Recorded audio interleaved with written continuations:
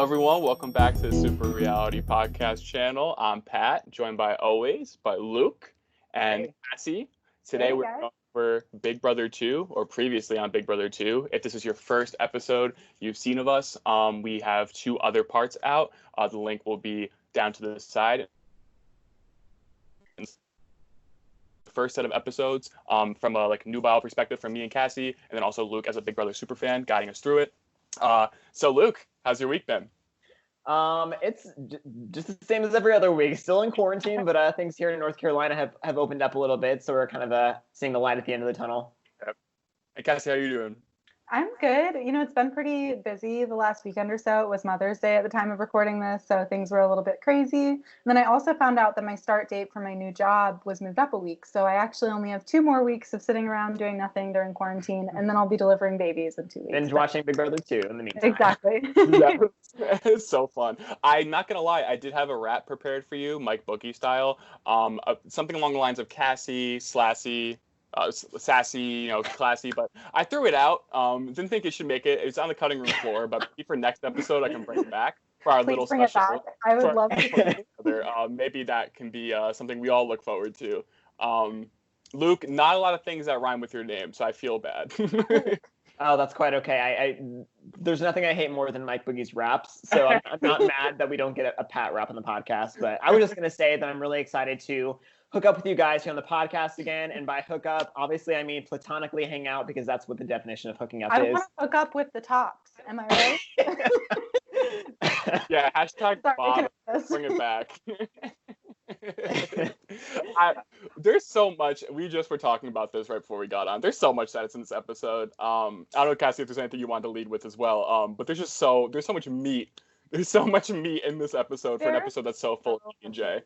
Yeah, so chilltown obviously is the not dominating force, because they're not controlling anything at this point, obviously, but chilltown was kind of the dominant thing that we saw eventually dwindle down to just willtown. Credit to Luke for that one. But man, that was wild. And I found my opinions of the people in Chilltown changed so drastically from the last time that we recorded together, with my predictions. And I thought Shannon was a relatively chill gal, the last time we recorded. And then after I watched it, Shannon has zero chill. Zero chill. No Chilltown. He's probably my least favorite out of the group now, which is saying a lot, because I do not like Will. So it was interesting. This span of episodes definitely changed my perspective on a lot of players. Honestly, it was pretty transformative. How'd you feel with this being your first time through, Pat? So I do agree. I was very high on Will. I was very high on Boogie's entertainment factor, and I was moderate on Shannon. I feel like that's all flipped, because I do agree. I'm very low on Shannon now, and I don't want to say, it's again always a character thing, so I don't want to say anything bad about her. Don't know where she's at. Because the worst thing we ever did was talk shit about Kent, and then he's literally dead, so I feel really bad about that. So I'm trying to throw that out there beforehand. But Shannon, to me, came off as the least chill person, like you said. Will comes off as, and I do not condone diagnosing people, but he said it himself, a little sociopathic, and I don't know if it's just the game he's trying to play, but evil Dr. Will is definitely in the house. And then Boogie is definitely, the entertainment is still there for me, but every time he raps, I fast forward it, because I sincerely could not. But otherwise, the house is very interesting. I'm really liking where Hardy's at. I really like that character development, that he was kind of moody towards the end, but he's kind of a morally gray character. Really like that. Kent and Bunky, which we can get into, and I'm sure we will intensively. But there's a lot. That's what I'm saying. There's so much in this set of episodes. Yeah, this was a fantastic set of episodes. And just coming off of last week, all we saw was, Justin and Cheryl leaving, and now we're going to be discussing the next 3 boots. And honestly, even the autumn week was probably the slowest week out of the 3, but even that I feel had a lot of moving parts to it. Absolutely. And I think, at this point in the game, we've talked about this before, but Survivor's 39 days, and the living conditions are pretty objectively worse on Survivor. You're literally living in the wilderness rather than living in a house, albeit with low amenities, but it's still, you're in a house with beds. But I feel it's kind of at this point in Survivor, usually towards the end, when people start to get a little bit hangry, a little bit grumpy. Yes. And I feel we definitely saw that come out this week. I think at the beginning of with the last boot, it was 31 days in or something, where it has been a whole month of living with these people. And it definitely, like a lot of the drama started to really come through here. So I'm excited to really dive in and like go through everything with you guys and see what you thought specifically. Yeah, so let's go back and start at episode 5. So we kind of get the setup of it is the cool people versus the real people, as it's being called at this time. So the cool people obviously are Chilltown, Shannon, Will, and Mike versus the real people, who's basically everybody else, but Krista is in the middle of those two groups. We see some of like the blindside fallout. Like Mike is pissed. Obviously, you know, Will and Shannon are not happy. Mike feels very guilty. And we get Shannon saying that she knows for a fact that Krista was the one that voted with them. So it was obviously Krista, Shannon, and Will that voted to keep Cheryl, which we obviously know that it was Monica that voted to keep Right. that voted to keep Cheryl and not Krista. So we see Krista early on playing the middle really effectively. And then kind of after that, we see a series of scenes really showing some true colors from Shannon and Mike. What do you guys think about these scenes from Potato Chip Gate to you know, Mike's allegations that Autumn was coming on to him and that whole battle? What do you guys think of those scenes? It's Yeah, messy. I mean, yes. No, you go first. Messy. Oh, I was just gonna say, I feel like this really highlighted like the lack of awareness from Mike. Like, I think Mike felt like he had a great pulse on the game and kind of knew where everybody was at, and just the amount of shock that he was in from this boot, I think, was really telling that he actually is not really on the pulse of the game. And then, yeah, like Shannon really coming out as kind of a little bit of a bully here with like capitalizing on different insecurities from Autumn, like leaving the chips on her bed and being like, well, I thought she was hungry. She said she was hungry. You know, like that's obviously not a good look. Again, don't want to judge her as a person, but like probably not her best moment, you know, to do that on national television. Did not come across well. And then we had like the whole, like there was like an interaction with Autumn and Shannon together, and they were just like screaming and crying, and Autumn was just like falling apart because she's like obviously had a tough time emotionally. So just all in all, super messy, very dramatic. Yeah, I just want to say, if Shannon Dragoo is listening, can you please leave me some salt and vinegar chips on my bed tonight? I would like to enjoy some. Yes. Please. Yeah, but maybe even like more cringy than the potato chips on the bed. We get this whole back and forth between Autumn and Mike about, you know, Autumn is saying that Mike is coming on to her. Mike is saying it's the other way around. And, you know, Mike was trying to use me to get a vote to keep Cheryl. Mm-hmm. What do you make of that, Pat? It's also insane to me because I like these set of episodes we have. It's like the meteoric rise and fall of Mike Boogie in this season, and it's also insane to me that thinking back to this, because yes, I like looking through my notes, I'm like, wait, Mike wanted to hook up with Autumn, because we literally see at the end of what me and Kassie have seen with Boogie's boot is that he's kissing Krista goodbye, and we're like, wait a minute, so you're kissing Krista goodbye, which is fleshed out totally. We get that now, but it's crazy that he was so willing to like give and take with Autumn, and not think that would come back to bite him a little bit. I'm surprised it didn't come back to bite him sooner, but it does make sense that Autumn did blow up at him, because a lot of what we're seeing here is just a lot of like early 2000s, like, I don't know, like manipulation by men. And it's like, you know, like, or even by women too. Shannon's very like, you know, you have to be skinny, you got to work out. And then Autumn and Nicole are like, oh wait, really? Like, I don't know, would my husband like me more if I was like fit? And then she's like, yeah. And it's all this thing. It's this whole thing that's like, wow, like you could not be more like Vogue from 2003 right now. Like that's crazy.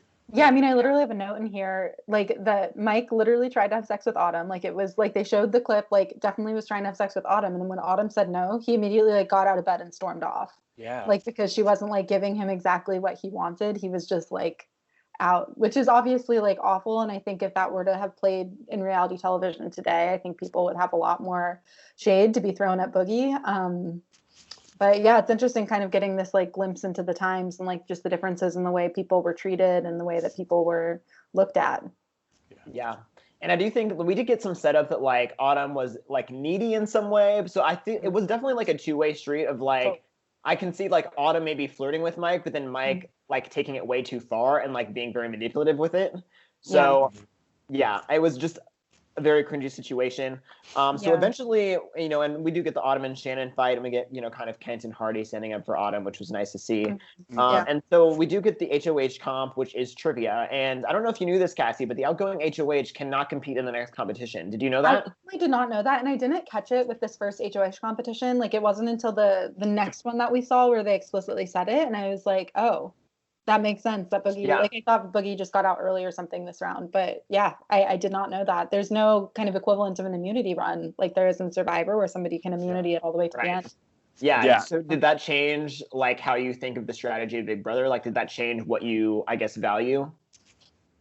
It did for me. I mean, I think we've seen it so far, like just in these couple episodes that we've watched, that being head of household, especially this early, is not necessarily something that you want. Obviously, you don't want to be, like having your name put on the line, but you get a lot of hate your way. We look at, like Boogie was there. He obviously part of it was his nomination, but he got a lot of shade. Like him in Chilltown. And then we saw Krista. People started to catch on with her nominations that she's playing a little bit of both sides. Like she had to actually, because you have to make these concrete decisions. Like you see lines drawn in the sand that you didn't see before from certain people. Right. So I think it's tough if you go from having all this power one week and then just having like no chance at power the following week. You really could get yourself in trouble. Right. And like you were saying, Krista nominates Kent in the set of episodes, allegedly, by random draw or some kind of, bad luck type thing. We don't exactly know what it is or even if that's true. But we see, Kent later will nominate Krista in return. Totally. And kind of like you said with Boogie. So maybe it's a better strategy to throw HOHs in the beginning. But we did see in the beginning of the episode, Krista has been effectively playing both sides. So ultimately, maybe winning HOH was not the best thing for her. So we do get a kind of trivia style competition of asking different things. Some of them are about the house guests. Some of them are about things that are going on in the house. And it comes down to Bunky, Krista, and Nicole. And the tiebreaker is the number of legal marriages from the past and present house that were from the house guests. And ultimately, Krista is the winner. Yeah. Because I think a couple of those were hers. So maybe she had a leg up on. But that's what I love too, that I don't know if this was intentional or not. This one might not have been, but maybe the Boogie one was. But Krista later on, I know I just watched episode 13, or the last one of our set, because they're Krista, Krista's guys, I need to see my husband. We just got married. We just got married 2 months ago. And everyone was yeah, but it's your 8th marriage. Who cares? They literally just fleeing Krista. Yeah. Oh, Nicole. Yeah. That was Nicole. That's why it's they just literally have no chill, but that's what which is hilarious because Chilltown. But it's so funny that the arc of it is if it starts really dramatic and then after the Autumn boot and then after the Shannon boot, in that Mike Boogie week there is some drama, but they kind of come around full circle and are just clowning each other, and it's really funny to see. And there's little clips like that where you're wow, they really don't care what they're saying, and it's really funny. Totally. And I think this win on Krista's part, honestly, I do think it's funny because Pat, you thought when you were making your ratings, these people look physical. I bet they're going to do good in do well in these challenges. But then they've all been these low key, just trivia and knowing things about your housemates. Yeah. So I think it was really telling that Krista after week 1 was the one that had, the best awareness of the people in the house. Mm-hmm. It's just. It's a tough spot for Krista. I mean, she said multiple times, it wasn't in my plan to win this early. I think Krista is low-key playing a very strategic game. And I think this was not something that she had intended to have happen so early, within her strategy that she had planned for. And I think we kind of see it play out in this episode and in the following episodes of her kind of trying to recover from this snafu. Yeah. Yeah. So in the scenes that follow, we kind of see people suggesting who to get out. Basically, everybody that's in The Real People, everyone not in Chilltown, is saying Will and Shannon. Shannon says Monica and Hardy. So obviously, Shannon at this point is already full force hates Hardy. Hardy is the kind of epitome of the man of integrity and he's upstanding and Chilltown are bullies and kind of the maybe the most polarizing person of that group right now. Mm-hmm. And Will says the person who does the least amount of work should go, which I'm coming from Will, is that really what you want to be saying, dude? Someone else had to shave the back of his legs for him. Are you telling me that you are doing any more work than anyone else in the house? I know, I'm sorry to any women out here, yeah. Anybody that shaves their legs in general, you shave the own back of your legs.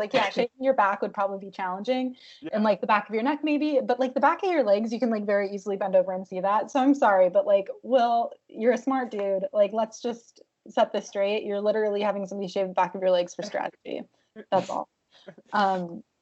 Yeah. Insanity from Dr. Will. Dr. Will. I don't know how much time Who's more insane, Dr. Will or Dr. Mike from Survivor? Oh, what? Who would you like? Who do you think is most insane? And also, who would you rather sit down and have a conversation with? Dr. Will from here or Dr. Mike from Survivor? I love them both for such different reasons. I I haven't seen enough of this season, and I know Dr. Will was my winner pick, but now I'm like nervous because I thought Mike would make it far because he's like a character in other seasons. So now I'm like, damn, I don't know if Will even wins at any point. So I would say Dr. Mike because he makes it really far into Survivor, Triple H, and also not to get Survivory, but he has like intel on Ben, and I am notoriously someone who does not like the character of Ben Trebergen on Triple H or in Winners at War. So I would love to pick his brain about like, hey, why is Ben there? Just tell me why. But what do you guys think? I'll refrain. Go ahead, Kassie. I think that's a tough question probably for you to stay impartial about. I'm not sure. I think the thing I would most like to see is like maybe I can like remove myself and give the reward to the two of them and then like watch the two of them like go hang out on a reward That would be challenge. awesome. I would do that. That would be really funny because they're like very like polar opposites. Sorry to get Survivor in here, but getting up Chinese food to Nick, you'd be like, you enjoy the Chinese food, Dr. Mike. Like, I don't want to talk to Dr. Will. I'm just gonna sit there and watch you guys together because that would be hilarious. Speaking of Chinese food, we get a really strange food comp that is men versus women. Mm-hmm. And this would never happen in the year 2020, but everybody gets weighed. Like, this is Biggest Loser style. Everybody gets weighed in front of each other in the backyard. And whoever can guess most accurately their real weight. And they have to write down their weight, like in front of everybody for what they think they weigh. Listen, I'm not trying to get personal, but I've dealt with weight issues in my life. I've been fat, I've been skinny, whole 9 yards. It's been a long journey for my body image. Now taking that darkness out of the conversation. If someone told me to get my large ass, I'm just tall. All right, I'm big bone. If someone told me to get on that damn scale, I would say, fuck, no. I just vote me out. Vote me out. I didn't sign up for the Biggest Loser.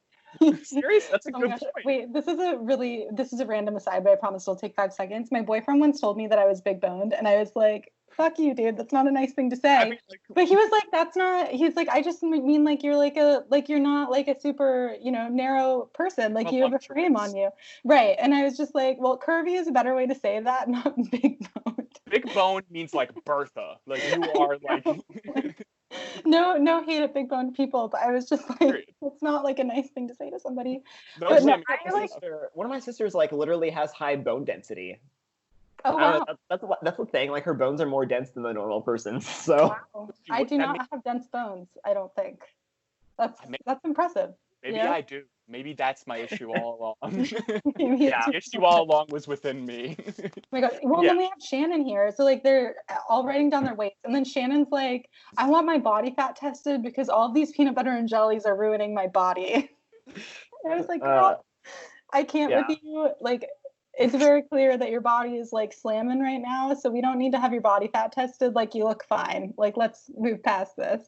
I know that we have a lot of pretty boys in the house, but I really expected the girls to like know their weight more than the guys, just because that's typically females are more concerned about their bodies than men are. Mm-hmm.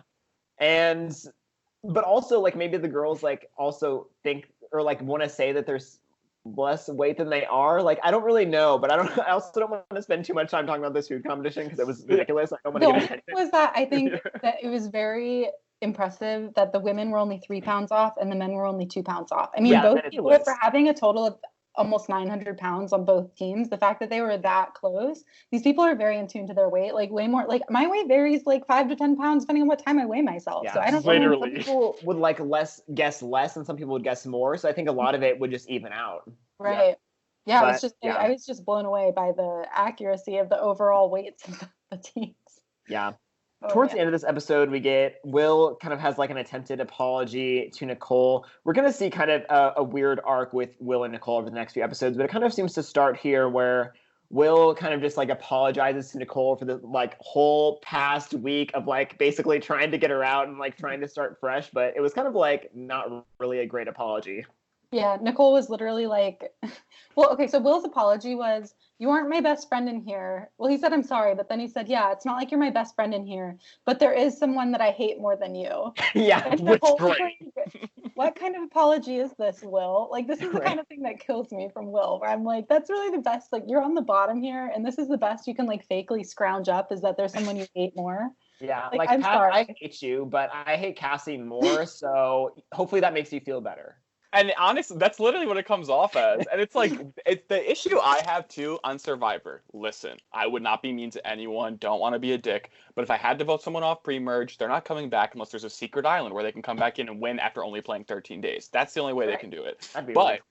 that would be weird, and hopefully they never do it or ever again. But if you're playing this game, everyone's on the jury besides the guy who almost murdered Krista. So really, besides Just Incredible, literally everyone else is on the jury. So why are you not, like, I know Australian Outback has like a small jury in terms of what we think of 16 people juries, but like you still had Borneo, Survivor, or you had the Australian Outback. I'm not sure about Big Brother 1, but the jury concept is there. You know what I mean? There's not a jury in Big Brother 1. Right. In So Big maybe Brother 1, it's like America that chooses, right? Right. It's not the house that guests. could be it then. Maybe the learning curve's like it's too flat and they couldn't like catch up to it, which makes sense.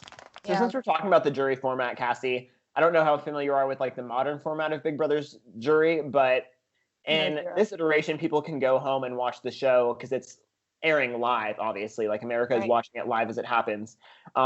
So what do you, since you're more familiar with Survivor, where people are sequestered, how does this change people's games, do you think?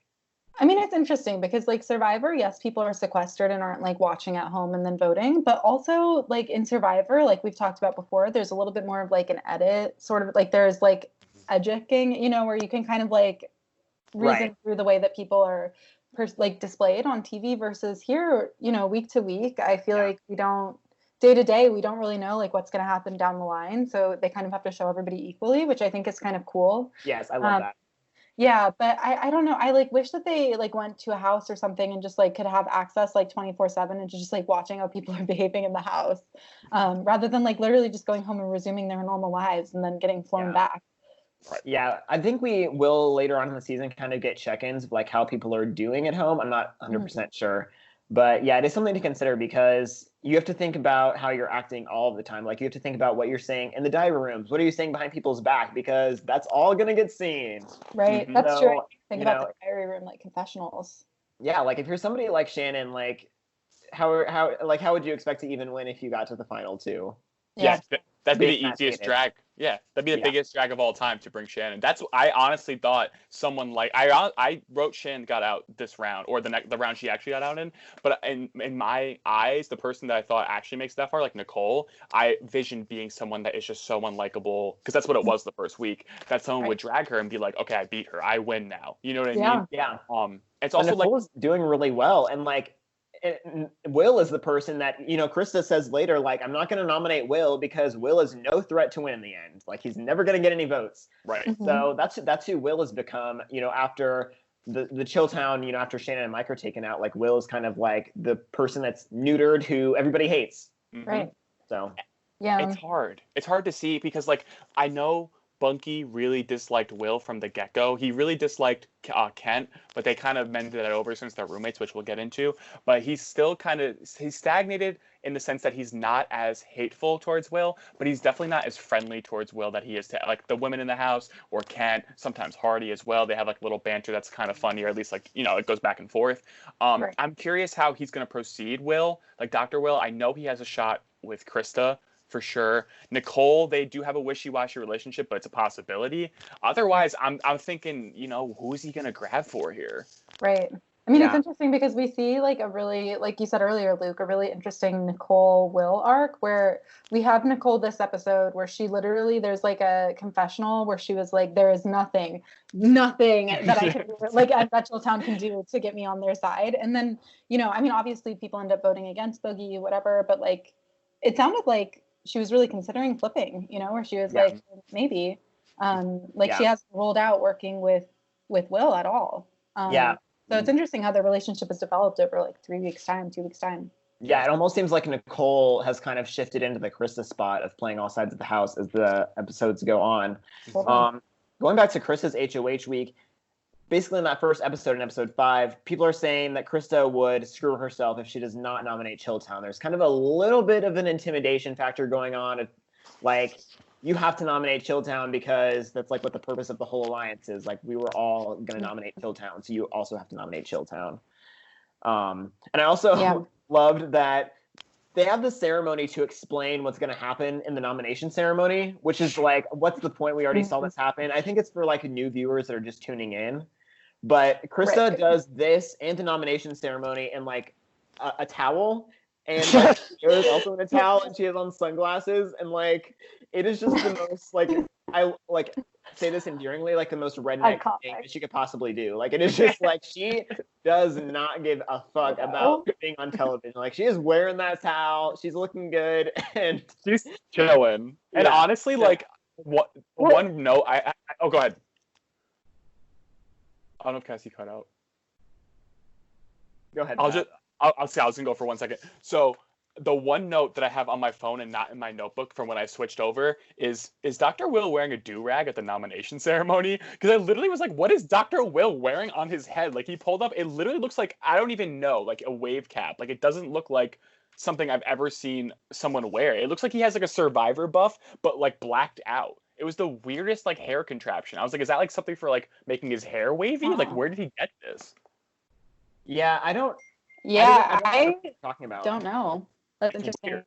If you look back, I was so focused Yeah. on stuff. Also, a couple of couple funny outfit choices too. So Krista was in the towel and the like hair thing for this, and also in the final, like in one with Kent, the ceremony with the keys, she was also in a towel with like her hair wrapped up in a towel. Don't know if you guys noticed that. And then in this ceremony specifically, the one where Krista was the head of household, Kent was wearing a CBS sports hat, which I thought was really funny since he's like on a CBS show, and I was like, is it product Yes, I saw placement that. within a CBS show for CBS? I was dying. I thought that was so funny. Yeah, so ultimately we do see the nominations are Kent and Autumn. Basically, Krista says Autumn would be better off at home, that she's not doing well here, and it'd probably be better for her emotional health to just leave. And she says that she nominated Kent basically as like luck of the draw. Somebody also has to sit up here, which I don't know if I know she said it in confessional or in the diary room as well, but I don't know if I really buy that Kent was just up there as luck. I kind of feel like that was somebody that Krista wasn't that close to, so she didn't feel that bad nominating him. What do you guys think? Yeah, it definitely seems like, especially after the previous week where we see Cheryl go home based off of like being thrown up there as like this kind of Beatty type person that everyone wouldn't vote for. It's like almost like Autumn has to know that if she's putting someone up for nomination, it means that someone can get voted out because that's exactly what just happened. Right. And it's weird that it's different than in Survivor where we see them in confessionals kind of spliced together and delivered, so it pushes forward the narrative. It's kind of like their actions can sometimes say one thing and then their diary room confessionals can say another, which I also find fascinating because I like seeing how they actually act. But especially Autumn was very wishy-washy, and it makes total sense that her mental health was probably not in the right state during this. I mean, she had a young kid too, so it makes total sense. But it makes sense that she wasn't the most rational in that moment because she was very in like her emotional like bag of that. Yeah. Yeah, absolutely. And I mean, I think, yeah, you're right. Like going off of what we just saw, she has to put two people up that she would be okay with going home, you know, even if it's not the one person that she wanted to go home. Like if Kent went home, it doesn't seem like she'd be super mad about it. The fact that she said it in confessionals made me feel like a little bit like, did she really just pick him for luck of the draw? But then we also see Kent saying, like, once he saw Krista win the head of house competition, that he knew it was going to be him because I guess he and Krista haven't gotten along that well. So I do think that there is like a bit of an interpersonal thing to it. I also I mean, what do you guys think about this move in general for Krista to nominate these two people? I really think that it's a good idea to nominate Autumn because that seems like something that the whole house isn't going to be mad at. Like, I know that people are a little upset that Will is not on the block. That's who people wanted to target this round. But for Krista, if she's playing the middle, who is the person that you can get away with most cleanly getting out that, like, you're not going to upset either side and kind of just maintain your position? That person is clearly Autumn. Right. 100%. Yeah. Yeah, and it's not that she is like, you know, I don't want to say bitch, but like how they would say like a bitch or like anything like that. She's not like this awful, terrible, like schemy, disgusting person. She's just someone that might have rubbed people the wrong way, maybe from that first car challenge where she was trying to stay in the car for longer, and she didn't get to build those social bonds for maybe a couple hours. And it's something as simple as coming off as you're playing too hard or playing a certain way. That's so hard to right the ship after that happens. And this is at least a week and plus some change of days later, and people still haven't gravitated back towards her. So it's definitely hard to really rewrite that ship, and I think that's what happened with her. Yeah, I mean, Kent and Autumn were the last two in the car, and they're the two nominated. But I really think that Autumn does not fit in with this group. And I hate to say it's like a little bit of a lack of confidence. Like a lot of these people, whether it's, Chilltown or, the real people, they're pretty self-confident. Like they're really confident who they are. That's why they got casted on reality television. And because they have strong personalities who are like go-getters. They have strong opinions. They know who they are. And Autumn is just like not quite there at this point in her life. And she is the youngest one of the group. So, she has some years to work on herself. And then, does she come back? No, she does not come back. Spoiler alert. Yeah, so we see Krista basically saying, Autumn is the weakest. I wasn't going to nominate Will because he's not a threat. We get the segment about Hardy being super hot and super nice, and we get lots of people just saying how wonderful Hardy is. And we get a great kind of juxtaposition of Will and Hardy. Will says, he's cruelly honest. Hardy is like puppy dogs and rainbows and fluffy and like doesn't say the truth. So what do you guys think about this kind of two opposing forces, this yin and yang of Will and Hardy?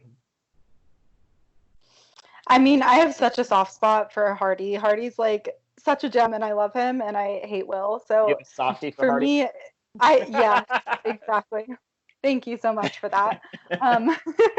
But no, I mean, I think it's like interesting seeing them in the house because they are not only like very opposite people, but they like are on very opposing sides of the game. So it'll be interesting seeing kind of if that tension kind of rides up. We see Hardy kind of starting to break down in some of these last episodes that we watched in this chunk, while Will is kind of still staying calm, even though all of his allies are gone. So time will tell what happens with the two of them. Yeah, I feel like the rainbows for Hardy don't necessarily last. Like, he's definitely not puppies and rainbows by the end of these episodes. But we do get, and we even get right after this segment, Hardy says that his sole goal is to evict Chilltown. Hardy does not care about winning the game. He just wants Will, Shannon, and Mike to leave, and then he will leave right after and be happy. I've played like online reality games, and the one I played with Kassie, there was one person who I like outside of the game, but I just really wanted him out. And I was literally told Kassie and our other ally, I was like, if we get him out, I don't care if I lose. Like, I'll take the brunt force. We're good. Like, I don't care. So it's like funny, but like that's like at the same time we weren't playing for 500K. Like, if I was playing for 500K, I'd be like, let me sit as far as I can and get into like this deep part of the game. Because even if I'm not like a memorable winner, at this point it was Big Brother 2. Like, you don't know what's gonna happen. So it's funny that he's just really just like, he goes from like Kassie was saying, having these like rainbows to the very end of the set, like getting on everyone's nerves and kind of being overly emotional. Whereas Dr. Will literally says, I don't know if I feel emotions, like multiple times during the set of episodes. Yeah. Will, I can't with Will. Like, if you can't feel emotions, you probably ought not to be a doctor. Like, I'm just throwing that out there. Or like work in a field where you're like caring for other people. Mm-hmm. That's all. I'm getting off my yeah, I can't. Anyway. Yeah. I mean, some of the remaining segments, if you guys have any comments, just jump in. We have the Shannon is the Ice Princess segment. We have the luxury comp for the barbecue, riding the bull. And we have the segment of Nicole overcoming her fear of pools and jacuzzis. Do you have any interest in discussing those topics? Shannon did at one point say that we were going to have a hog tie talking about Autumn, like literally hog tying Autumn, which I was like very taken aback by. I was like, that's not an okay thing to say. I didn't catch that. I didn't even take it. That makes so much more sense, because I was like, I thought it was just like a Southern thing that I didn't understand. That's gross. Sorry, I'm just like conceptualizing it. Damn. No, that's okay. Yeah, that was wild. Also, quick thing about the bull riding, Will literally rips open his shirt and is riding with one hand in the first round as he's like kind of starting to fall off. And I was like, Will, you fucking dick. Like, can we just keep your hands on the bull and like maybe not like try to make it a show for everybody because you think you're hot shit? I don't know. That was like my peak hatred for Will. I'd say it's tapered down since then. But this bull riding scene was like peak Kassie hates Will. I'm coming for you. Like, I would put my game on the line to get Will out. I can't deal with him. And the one quote I love from this challenge was Bunky after, I can't even remember how long he lasted on the bull, but he's just like literally like a couple seconds. Yeah. not that long, and he was like, he just has a confessional that's like 1 second. He's like, I guess I'm just a stereotype, and just smiles at the camera and winks. I love Bunky. Like, that's like my biggest growth of love. I like didn't really care for Bunky. I was just like neutral, and now I'm like, yo, I'm a Bunky stan. Even though I called him Bucky all of last week, but That's okay. Yeah, we see Bunky like constantly. I mean, that's a kind of like a theme for him, as he like wants to break down these stereotypes. I think going back to like the fact that we are kind of getting this site into 2001, I think he kind of like takes it. I mean, it's like a huge cross to bear, but I think he like takes it upon himself to like try to decrease some of these stereotypes about like LGBTQ people, you know, in 2001. So he like was trying to catch the balls. Like he was just super excited that he caught like 3 balls in that one challenge. He like really wanted to prove himself in this challenge. He like wanted to overcome barriers with Kent and like be friends with him. You know, so I think all in all he's like done a really good job with all of that. But also I have such a soft spot for him. Like the fact that he fell off so quickly. I was like, oh, my Bunky. I know. Anyway.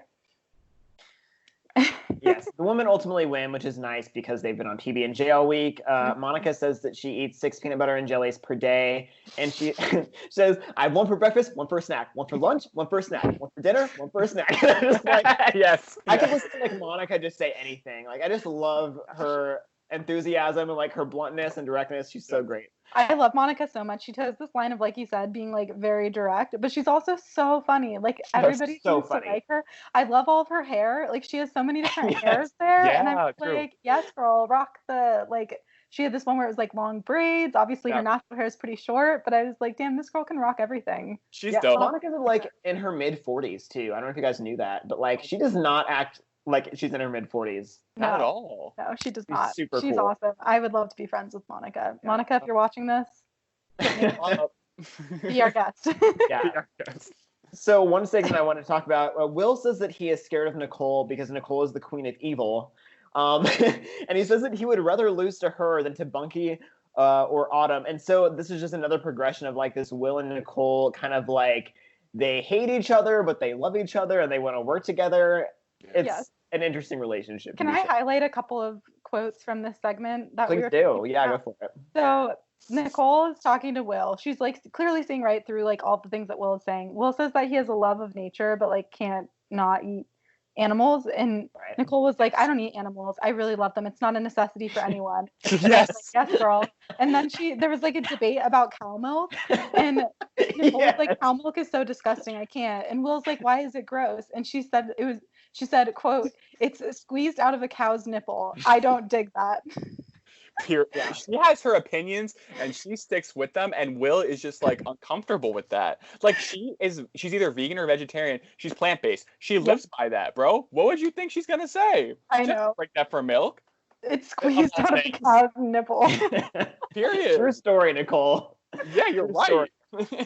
Yeah. I was just dying. Yeah. Some other things that happen is Will says that he feels like a robot on the inside, which you mentioned, Kassie.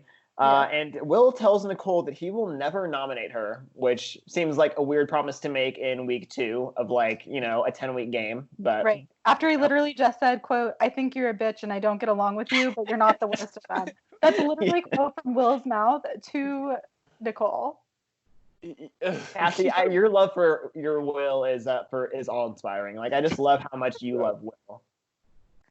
It's beautiful, honestly. Yeah, we should get him on, actually. I don't want to be on with me. I'm gonna tear him a new one. Be like, get a new career, Will. You're in the wrong one. Yeah. So we do get Kent being a little bit strategic in this episode. He recognizes that he is in a little more danger than it might appear, even though everybody is allegedly voting out Autumn. He says that if people, specifically Nicole, gives a sympathy vote to Autumn and Chilltown all votes to evict Kent, then Kent could go home, which I thought was pretty astute. You know, I think Kent is not necessarily who you would think of as being like a strategic mind in the game. He's definitely, you know, he's older than the rest of the group. He's from Tennessee. He's kind of a redneck in some ways. But I thought this was a pretty astute observation from Kent.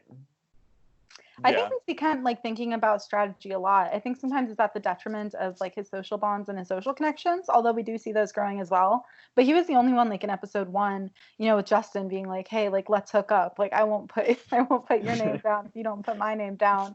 and all this other stuff. So I do think we've seen him being strategic. I think this was like one of the times where he had a good, read on the game. But sometimes I think his strategy, I kind of think this might have been like a little bit of a fluke where he was just like kind of like lucky with one of his thoughts, because sometimes he just like really goes too aggressively, I think. Yeah, we all get lucky with the thoughts sometime. Yeah. He's always plotting. He always has something. I agree with what you're saying, because that's how I was perceiving it. Like sometimes he'll land on like one person and you're like, okay, that works for this week, but it might not have worked. And I think with like top and undesirables, like later on in the set of episodes, he's really and I have a conspiracy theory here. I really think Bunky is like dropping little like queer terms into his ear to get him to name shit after like the gayest thing ever. Like top. Yeah, like secretly Bunky came up with top as like a joke that Ken wouldn't get, and like he just wants to get Ken to say top on national television. Top. Hook up, and he also like is like the whole time they're talking about like sharing a bed, it's just like obviously it's from a very sweet place in his heart, and neither of them are obviously trying to hook up with each other, but the energy in the room is the funniest shit to me ever, because the fact that like a homophobic or previously homophobic dude and someone who clearly just has a husband and a queer lifestyle is the funniest shit to me. And after all this, they name an alliance top, like after all of that. Yeah, with the like, good night you old homo. Yeah. Good night, old Trump. Yeah. Okay. No, their relationship is like low key pretty sweet, I think. Like, but that's an interesting conspiracy theory. We'll have to keep an eye out. Like if Ken starts saying more things that are, I don't know. I can't even think of like He's some like, other yes, stuff. queen. Yeah. And you're like Ken, come on, Bunky, stop fucking with him. Yeah. Oh my gosh. Yeah, this is what I love so much about especially Big Brother 2 and 3. After that, it gets a little bit gimmicky, but 2 and 3, the casts are so diverse and so good. Like nowadays, spoiler Kassie, like the casts are so full of like Instagram influencers and people who are like want to be famous, and just like 90% of the cast is like chilltown, like they're young, hot, and like self-centered people. Yeah. And what I love about Big Brother 2 is like it really does kind of fit that social experiment mold that they were kind of advertising it as in the early seasons. We really get to see people from all walks of life, whereas now it's not necessarily that all walks of life cast that I personally like to see more of. So yeah, I'm really enjoying watching this back just to see just how different the cast is now compared to the present. Yeah. Totally. Yeah. So moving forward, we see the America's Choice birthday dinner. Krista and Mike both had birthdays this week, but Krista wins it and she chooses to take Mike. And this is the beginning of the Krista and Mike showmance. Classy move on Krista's part, honestly. I was like, that's good on you, girl. I also think it went along with their strategy, obviously, but I was like, yeah, that's nice. Nobody can be pissed at that if she's like, oh, it was also his birthday, so it's fair if I take him. She teaches him how to eat crawfish, which I don't need to eat crawfish. That was wild. That was a wild ride. Like just the ripping the head off and then the like. Yeah. I wasn't mentally prepared. That was like on a scale of like my phobia of fish from 1 to 10 was definitely at a 5, and I definitely wasn't watching. But listening to her describe it, I don't really even still know what a crawfish looks like, but I'm very intrigued. You don't know what a crawfish is? I just like crawfish, or like I always heard that like growing up we called them crawdads. Yeah. Oh, okay. Yeah. They're like little mini lobsters. Oh, okay. I didn't know that your fear of fish extended to shellfish, Pat. I guess that makes sense, but yeah. Which is worse, like a shellfish or just a regular fish? Catfish is number 1. And then in our group chat, so us 3 plus JC told me to look up an oarfish because of Animal Crossing. This is a quick aside. The oarfish is probably the scariest fucking thing I've ever seen in my life, and I'm not kidding. I literally dreamt about it. It was not a nightmare, but it was in there and it was menacing, and I don't like it. But yeah, so the crawfish definitely not on my things to look at ever again. I definitely got a glance of it, and I'm glad it was dead. Yeah. Do you guys so have do you have anything else to say about this America's Choice dinner? It was cute. Yeah, it was fine. It's nice. We get a great see references to it later. So yeah, for sure. We get a great Monica segment. She's basically one of the least talked about people in the house in terms of like who to target. She's playing good under the radar game. She has good relationships. Yeah, Totally. we already kind of said that we love Monica. And we see Monica getting along well with Krista too, which could be, Yeah. you know, like if we're thinking Krista's kind of playing both sides right now, she kind of has Monica as like her one like real connection. You know, which we see later it becomes like Krista, Monica, Hardy. But if like Krista and Monica maintain this kind of closed duo, I think that could potentially be helpful later on. Yeah. We saw Monica helping Bunky's self-esteem, just talking about like just giving him like a motivational speech, which is nice because Bunky can be himself. Yeah, she literally said he doesn't love himself enough. And then she said, you never need to apologize for who you are. And I was like, Monica and Bunky, you guys are both gems. Seriously, if I had to pay for like, not pay, but if I had to throw my stake for two people that would come back, even though I know Mike and Dr. will come back, I would love for Monica to come back. I would love for Bunky to come back. I feel like these people are like two people that are so sweet. And I'm just like, I love you guys. I just want you. I want you to be like the ones that they have Island of the Idol heads, like eventually you won like 4 times. Like I want that. Right. We will see. We will see. Next, we get a segment about Nicole being like a neat freak, and we also get her saying, quote, I am a power in this house, and I will continue to be a power in this house. What did you guys think about that from somebody who was literally just on the chopping block and almost went home? I felt like it was a little much. Okay, she had a great bounce back, though, because I do feel like she is really... I feel like her and Hardy are really like the two poles, like in that... like the top alliance, like they're really the ones saying like Will is terrible. We have to get him out. Even though at the end of episode 6, we see Nicole begin her like infiltrating of Chilltown, basically pretending to be with them to help out the other people alliance. But yeah, basically as time goes on, she kind of gets sucked in more and more. But I do think that Nicole is like a legitimate big threat. Yeah, I think so too. But at this point, like when I was watching it at this point, I did not see it that way. Like at that point, I was like, man, Nicole's really like pumping herself up here. But she's like totally proved me wrong, like in every way. Like I think she's playing a great game at this point. Because she's not too likable. Like she's not too likable where people think like, oh, you're like a Hardy or a Bunky where you're like too nice and you can just like win all the votes. But she's low-key playing a great game. It reminds me of like a good social game after having like a couple hiccups in the first, like the pre-merge. Like she was playing the pre-merge. Like Angelina didn't play necessarily like a great social game in Dave versus Goliath, and she kind of was kept around at the goat towards the end. But she did have relationships, and she did bounce back from being someone that kind of pissed off her tribe a little bit in the beginning. And she built a little relationship with Mike and Nick, who go on to be the final 3 of the Jabeni 3. So it kind of it reminds me of that like Survivor tactic. There's definitely other examples, but where she just kind of like bounces back and tries to use like those 1 or 2 social bonds. Even with Will, even though it's kind of weird and shaky, she's still using that to like kind of pull a 180. Yeah, which is definitely good. Can we talk about how much of a neat freak she is? On a scale of 1 to 10, she's like at least a 30. Like she washes her toilet every other day. That's like a lot of cleaning. Like I don't know, no shade to anybody that cleans that much. Great for you, but like the amount of effort that takes to literally clean a toilet every other day is astonishing. Yeah. And she was about some people are using it, but that is still excessive. Also, yes, I feel like I've only seen like 1 toilet for now, and it's like you're cleaning it, and also there's 10 of you there, and they're all strangers. For me, if you were like, she's definitely a neat freak, but that's like that's why I agree with you, like 30 out of 10, because like if like I'm pretty like neat freaky, and like I just need everything to be in order, I need everything to be clean. But if I was sharing a bathroom with 9 other people, or like 10 at this point that I didn't really know, I would be like, oh hell no, like someone else is cleaning this damn toilet, but it has to be clean. Like that's crazy that she like actually cleans it. Totally. Well, also 1 toilet for an entire. Is it for sure like confirmed 1 toilet that they have for the whole house, or do they? I'm pretty sure it is. Yeah. Yeah. It seems. I mean, that's like so. What if somebody gets really drunk and is like throwing up in there? Like, as somebody with IBS, I'm like, this is not a go. Like, this is period. Don't put that extra hot Frank's spicy. We need at least 1.5 baths here. Okay, we have 10 people. We need a half bathroom, or at least a quarter bath. Like that's all. An outhouse. Give us something in the yard. An outhouse. I mean, there's like that little pull down shower. So like worst case scenario, just like go in like the drain of the pull down shower. I don't know. And shut your brains out. Just a suggestion. Sorry, I'm sure some of our listeners do not want to hear about literal poop, but that's all. That was my thought. Sorry. Nurse Kassie has no filter. From the Womanly Hips and IBS podcast brings you. I want to talk about how we find out in episode 7 that Shannon had a boyfriend before she came to Big Brother, and we didn't know about it until episode 7. And his name is Jim, which is a name that Kassie hates.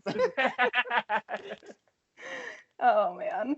I already like I was already starting to go sour. I mean, I was already very sour on Shannon at this point with her whole potato chip gate incident. But like to learn that she had a boyfriend at home, it's one thing if it was like a known thing that she was like gonna like fuck around in the house, but it like really doesn't seem like that was the case. And she was like I was just like, this isn't cool. Like you're just not being nice to my good old boy Jim at home, you know? Yeah, I love when we go to the interview with Jim. Just like He's Jim 23 and she's 30. That's a big age difference for That's a like weird. That's he a is weird not age ready for difference, too. Shannon.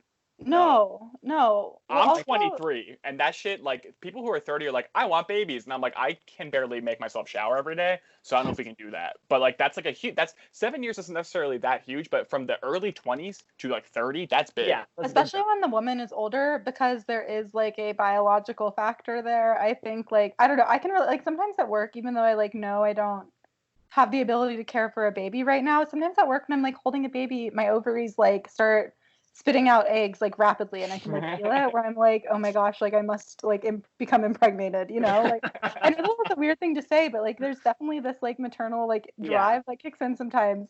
And so for like a 7-year age difference, when Shannon like clearly, like we see her later talking about how she mentions like getting married and that he's her soulmate and all this stuff, and he's like very like neutral about it all. It's a very Jim thing to do, to be honest. Such a Jim thing. Jim. Yeah, I mean, honestly, Jim just looks like the most, like, I don't even know, like, he's just like a tan, blonde, like, beach bum, like, Those frosted tips, though.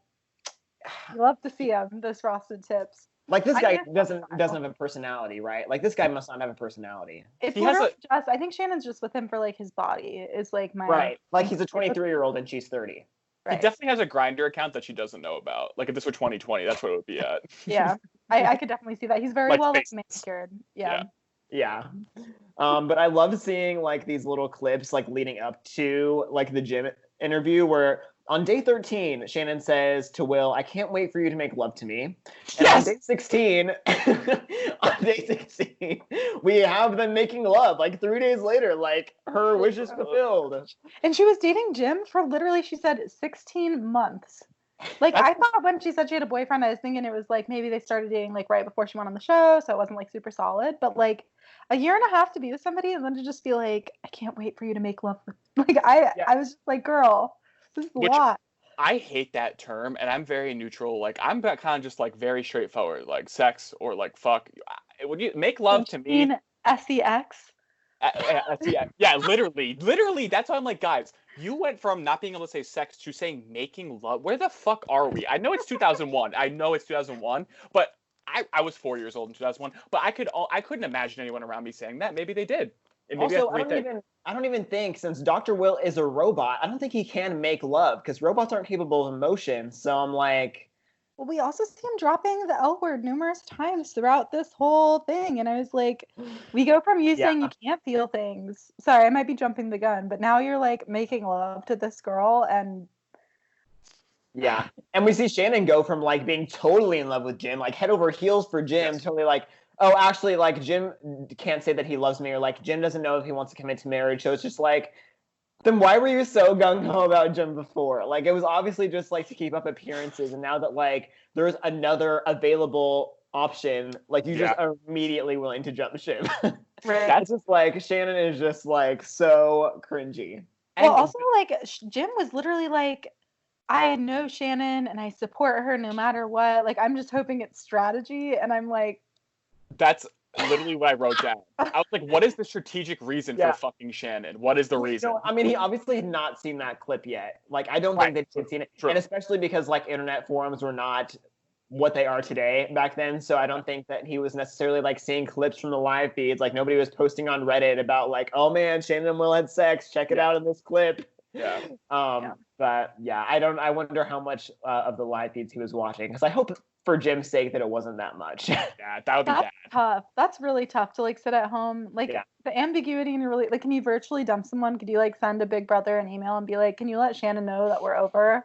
She can fuck Will as much as she wants to. Spoiler: this will happen like a dozen more times throughout Big Brother. Like this is not the first. This is maybe the first, but not the last time that people go into the Big Brother house with significant others and they leave that one. So it's like college. You go to college. I mean, sorry, Kassie. You go to college with like, I went to college with, I shouldn't, actually, I'm not going to out myself. People go to college with like these like, oh, I want to date for a long time. And sometimes you do love them very much and that's completely different. However, sometimes you don't. And you're just like, you see that this other person, you're like, wow, this person's actually like, I have feelings for this person. So it's very much like they're not young and Shannon is 30. But it's still like, damn, like I couldn't believe it. And also like Will's a doctor, not to bring this back to like the making love comment, but like the fact that he can't be that open with his emotional and like physical maturity, like sexual like maturity is kind of flabbergasting to me because he literally can't say the word sex and it kind of blows my mind. But he can say love. I don't know. It's a whole thing. It's a whole ball of like, he doesn't understand himself yet. But he has a very good understanding of anatomy. It's not even fair. I can't. Will is just like so fun to hate. Like you love to hate him. He cracks you up. Like you can't help but smile at some of the ridiculous stuff he says. Well, this is why like my hate for Will maxed at the like riding the bull thing, because some of the things that he does here are just like funny and like are really entertaining to watch, and he becomes less of a prick to me. I don't know. I mean, Kassie, you're basically Nicole. Like Nicole has the same relationship to Will that you do. That's true.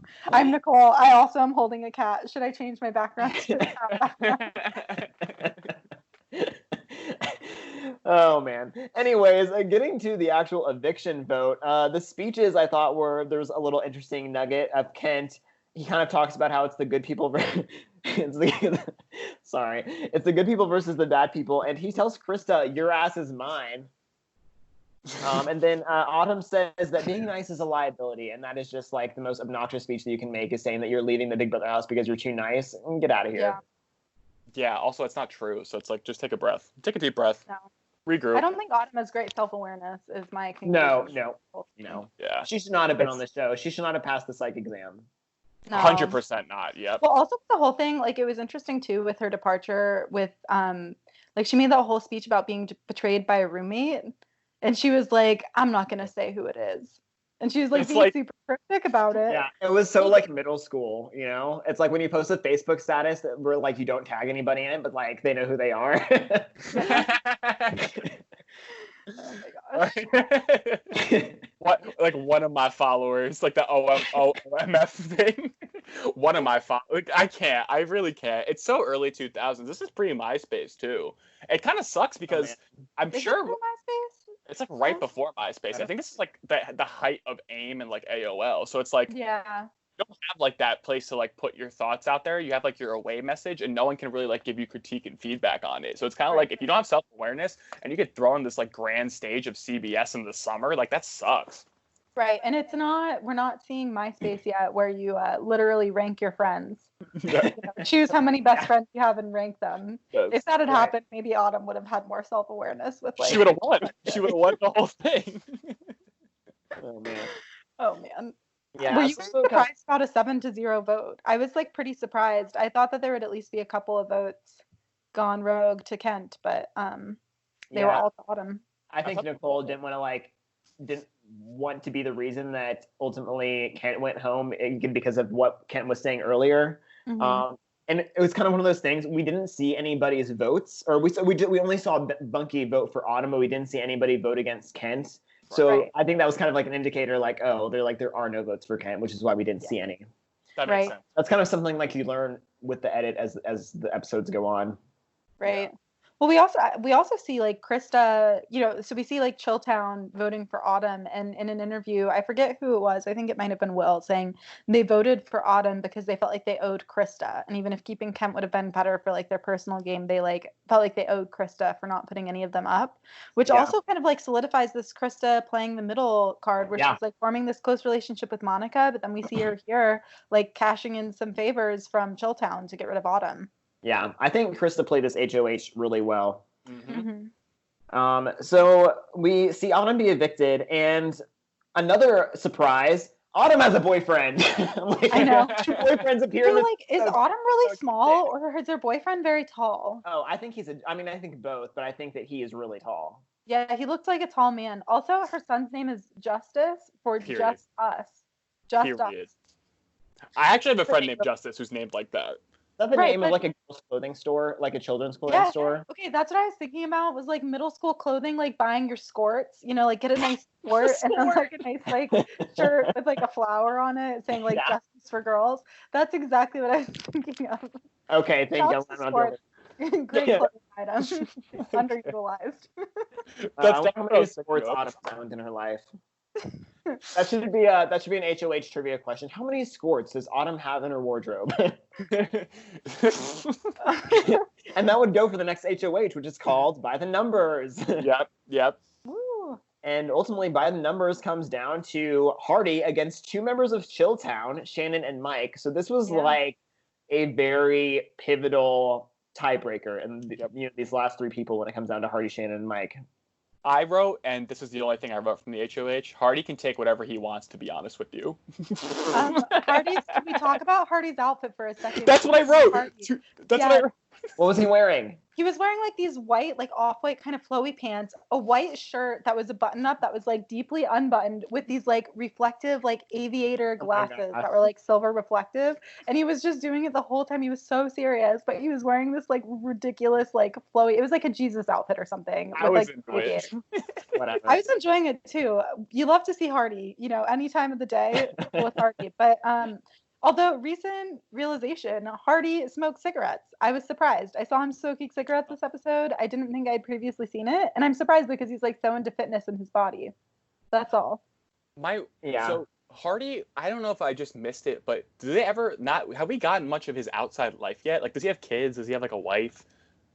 I think that we see later that he's really close with his grandma. Like he didn't have, like his parents weren't in the picture growing up. His grandma raised him, so that's kind of all I really remember. Yeah, I think he definitely doesn't have kids or anything like that, or no, I don't think he has a girlfriend either. It seems like he's a single man, close to his grandma. Yeah. And anyways, after the HOH, we get probably my highlight of all the episodes we watched. We get America's choice for either a pull-up bar, a massage chair, or a toaster.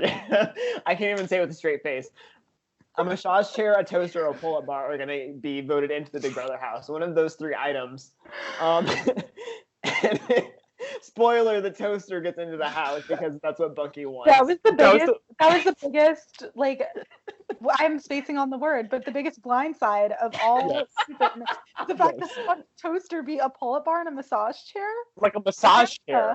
Massage chair would have been funny. It also would have maybe like added more like sexual tension in the house. Like, I think it's kind of like it's kind of like a sadistic type thing. Like, you don't want to see these house guests get something enjoyable. It's kind of like you like to see people suffer on Survivor. So like, you know, they're still in Big Brother, but like you want to see them eat PB&J, and like, yeah, I mean, now they can have toasted bread for the PB&J, but they don't get a massage chair.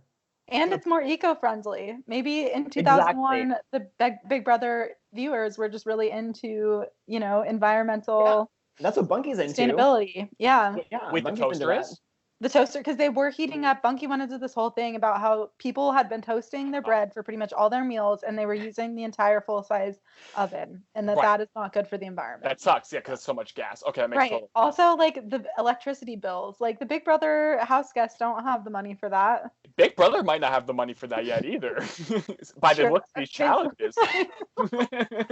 Okay. Oh, trust me, I will have some comment on a challenge later, but I'll wait and not spoil it. But episode 8, moving into that, this is like a huge like Shannon and Will episode. Like, this is their love story. If Will is capable of love, we don't actually know. Yeah, this is massive. So what did you think about this episode for Shannon and Will's relationship? I mean, like, it was just wild. Shannon was like majorly throwing Jim under the bus at this point, saying he's 23 with no job. Shannon pays all the bills, and she feels super frustrated. It was interesting because in both of their diary room edits, both of them were like, a lot of people think I'm doing this for, you know, the strategy, but I just like really care about them, you know, so that made it seem a little bit more genuine. But just, is this the episode where we see them nominated together? I believe so. Yeah, I think at the end of the episode they're nominated together. Yeah, so just the whole thing, like, we kind of see it build up and then we see it just explode, and like Shannon is just like incredulous, thinking like there's no other reason for you to nominate me unless it's to like break up the happiest couple in the house. Oh my gosh, which ridiculous. And at this point, we see them showering together too. like That was spicy. I like that. yeah, all sorts of stuff. Honestly, like chilltown are like such sore losers. Like nothing is ever their fault. Like they are just like the perfect humans. My favorite quote from this episode was Shannon said, "People are intimidated by intelligence, attractiveness, and power, and we have all three." And it's just like, you really think that you are just the best thing since sliced bread that you would put in the toaster. Yeah, exactly. Yeah, toaster shout out. Yeah, shout out to the toaster. The toaster's an honorary member of Chilltown, by the way.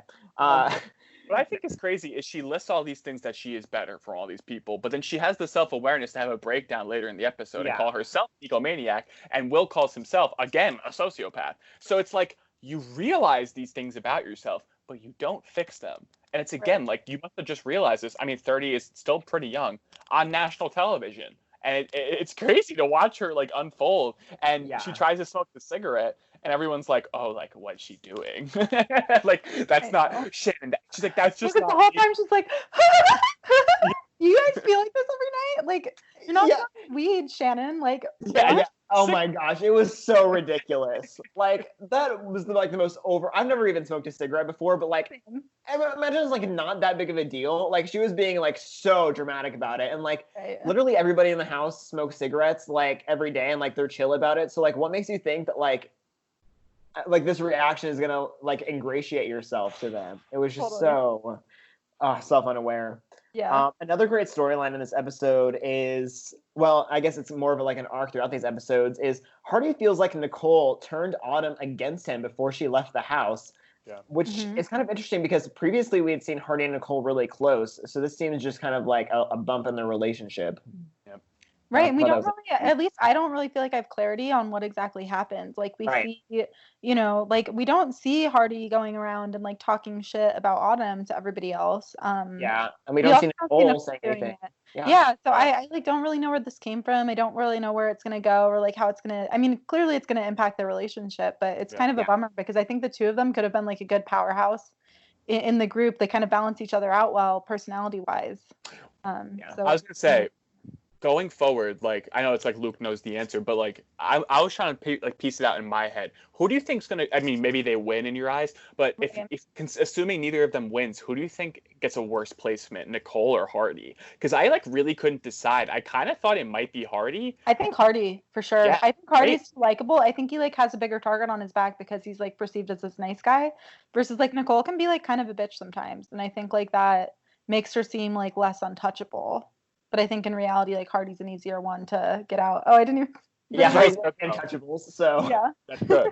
And like he's won a comp too. Like he's won a challenge, so it's like that's really setting it up. And that's like if people realize that he already looks physically intimidating. And yes, these challenges are 0% physical at this point, unless you consider walking up one stair and down two stairs one.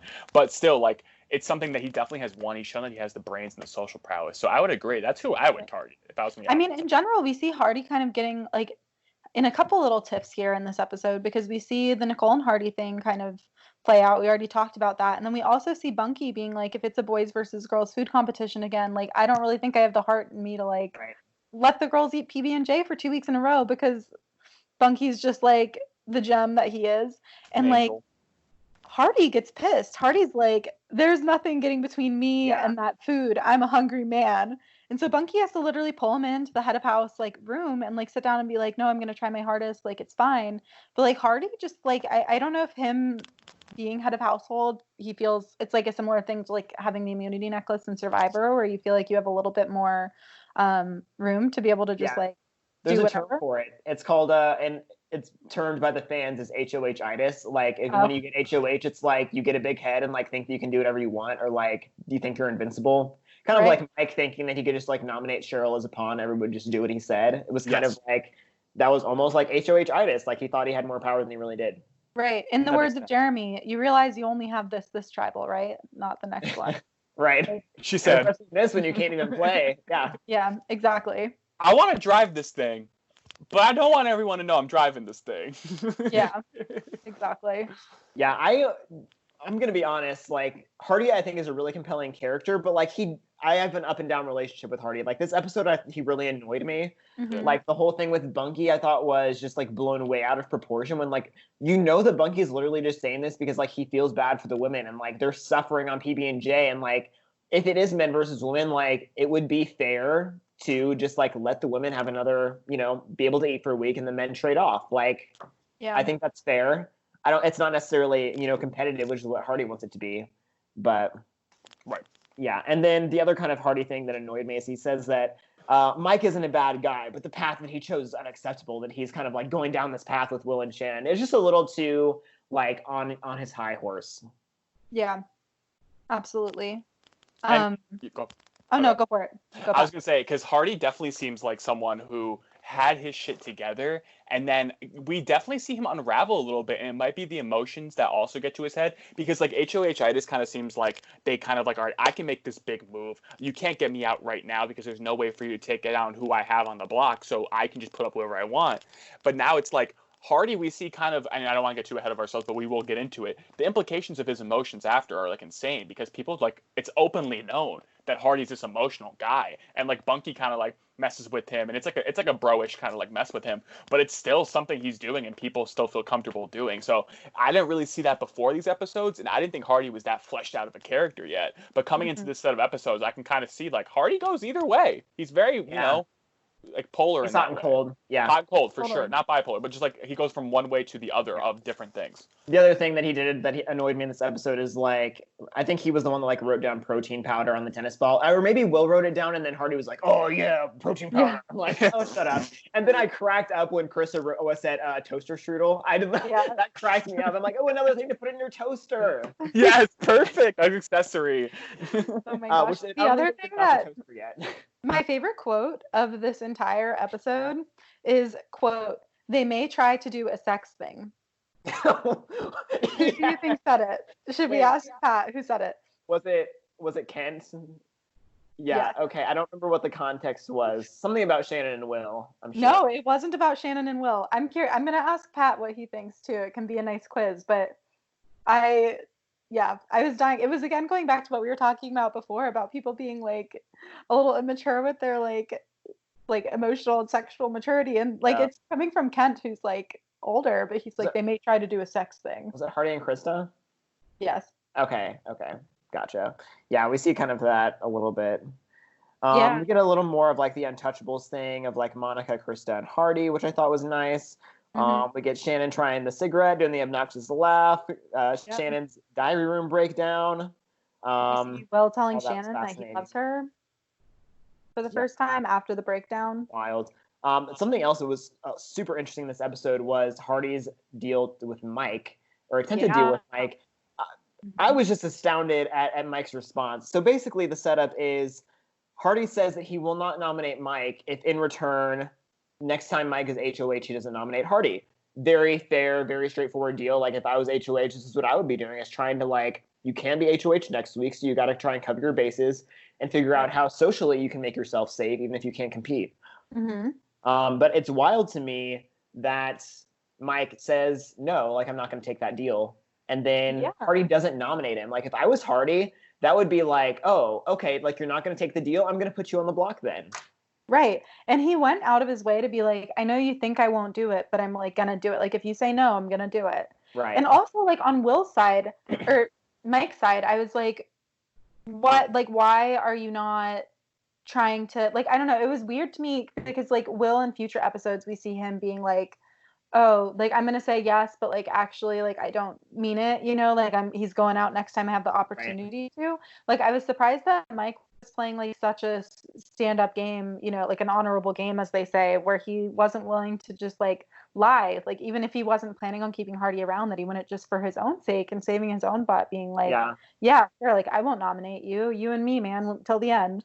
Yeah, and like we've seen Hardy basically say at this point that Mike is like the least offensive person of Chilltown. Like Hardy hates Will and Shannon so much, and like Mike is just kind of guilty by association. Like he's maybe not the best guy. Obviously he has terrible raps, but like he's not as morally terrible as the other two. So it just seems like this could have been an opportunity for Mike to kind of build that rapport with Hardy to, you know, hopefully help keep him safe in the future. But yeah, and then I mean, clearly Chilltown's not in a good spot. Like he should try to do more to. I think he was maybe worried that because if he took the deal, he was worried that it would be Will and Shannon that would be on the block. Hi, Bella. That's It's Bella, Stella, right? Stella. Stella. Sorry. Stella. She was upstairs in the dark, and I felt really bad, so I went and grabbed her. Oh, hi, I- Stella. I also had to grab my charger, so we're back. We're back, guys. Back Cass has a trivia question for you. Oh, yeah. Yes. Trivia question for you. Okay, who said this quote and who did they say it about? Okay. Quote, they may try to do a sex thing. Who'd they say it about? Okay, okay. So who said it and who they say it about? Yeah. At this point, Shannon's not out yet, right? You guys didn't go that far yet? Okay. Shannon's not out yet. I think Will and Shannon would be the easy answer, but I want to say Mike and Krista instead. Krista is correct, but it was actually with Hardy and Krista. Yes. Who said that quote though? Who said that you tried to do a sex thing? Try to do sex thing. Wait. Wait. It's not Ken. It was Ken. Oh, what? It is. Okay, I was visualizing it. I was trying to visualize it, and that's who came up, and I was like, it's not Ken. Yeah, that makes total sense. Yeah, they may try to do this was kind of the beginning of like Hardy is allegedly smitten with Krista. So that was weird. I don't know if you guys really fleshed that out, but just a real quick thing. I just think it's so interesting because they dropped that, and I was like, ooh, Hardy and Krista, and they kind of just left it there. Like, it never like blew up. It never erupted in any sort of way, negative or positive. Yeah. And then like, surely if Krista is choosing between Mike and Hardy, like, duh. Like, why would you choose Mike? Mike sucks. I know. Even though I know Mike will say later, like, I own the bar, and Hardy just works at it. I'm like, yeah, whatever, dude. Yeah. So ultimately we see Shannon and Will nominated. Shannon says this is like the most cowardly thing that she's ever seen in her life, which was just, her being a terribly sore loser. She said the most cowardice. Yeah. I'm like, did she say cowardice, like with the CE? But I think she did say cowardice. Yeah, I kept going back and forth. They rewinded a couple of times, like. Which either way, it doesn't make sense. Exactly. Like. Yeah. And then Hardy came back and was like, do you want to explain that while I'm still here? And Hardy got kind of saucy. Yeah. Saw that side of him. That was definitely like the wrong way to play it for him too. He should have just like walked. You're the head of house. You have all the power. It's like just let it go and then try to address it after. But he really came back with the whole ass box too. He didn't put that shit down. He turned around with that key box and was like, "You want to talk about it?" Because the key's still in how there. heavy is the key box? Like. It looks pretty light, but it's pretty sizable. I think that like Krista can pick it up, so I mean, it's not like it's massive. They have to make it light enough for everybody. I feel like you could do squats with it or something, and it'd be pretty effective. But and another thing that irritated me about Hardy is he said, "When I came in, I said I'd do whatever it takes to win, but now that I've seen it, it makes me sick to my stomach." I'm like, oh, whatever, get over yourself. Like, just whatever, dude. He's like trying to be like a coach sort of thing where he's like, we have to play honorably. We all have to do our thing. And I have to remember that this is like, in Survivor terms, like this is like Survivor Australian Outback. Like that's how far they've seen in Survivor. So they really have seen 2 seasons of Survivor that are very, Richard Hatch wasn't a well-received person on the outside. And like, I think Tina and Colby were both pretty popular because they played more like straightforward, like quote unquote honest games. And Ethan. Yeah, and they haven't seen Ethan yet, but yeah, he's coming up. But it's next. like in the same kind of like That's how they phase of these shows, yeah. Yeah, so it's very much like play honest, play with your heart, play with integrity. Yeah. And Will is also kind of salty. He says he predicts that Hardy is going to leave next, which I feel like that was a little bit of an emotional prediction on Will's part. It's like if it was just because he nominated you. Yeah. Right. Yeah. Like, and he where said, are you gonna get those numbers? And he turns on it too, because he kind of makes that brash statement. He's like, I basically want. Like, he's saying that basically he'll do anything to get Hardy out, even if it blows his own game up. But then when him and Shannon are on the block and it's clear Shannon's going, he's like, well, should I leave with you? It's like, we can go be together. And it's like, what the fuck?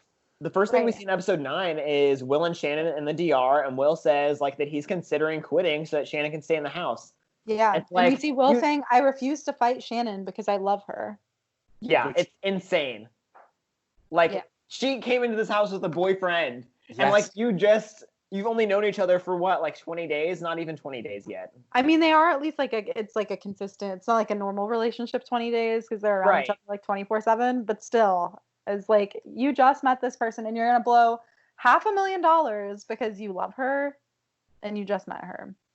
Yeah, and she's probably blowing $500,000 and also saying I'm throwing out that 16-month relationship I had, which is freaking crazy. I mean, let's be honest, Shan wasn't going to win $500,000 no matter what. But, period. Anyways, But then she says in like classic 2001 sexism, it means more if you were to stay, Will, that you go after Hardy and avenge us, because it's more coming from a man. And I'm like, oh man, like you can go after him too. It would be just as effective.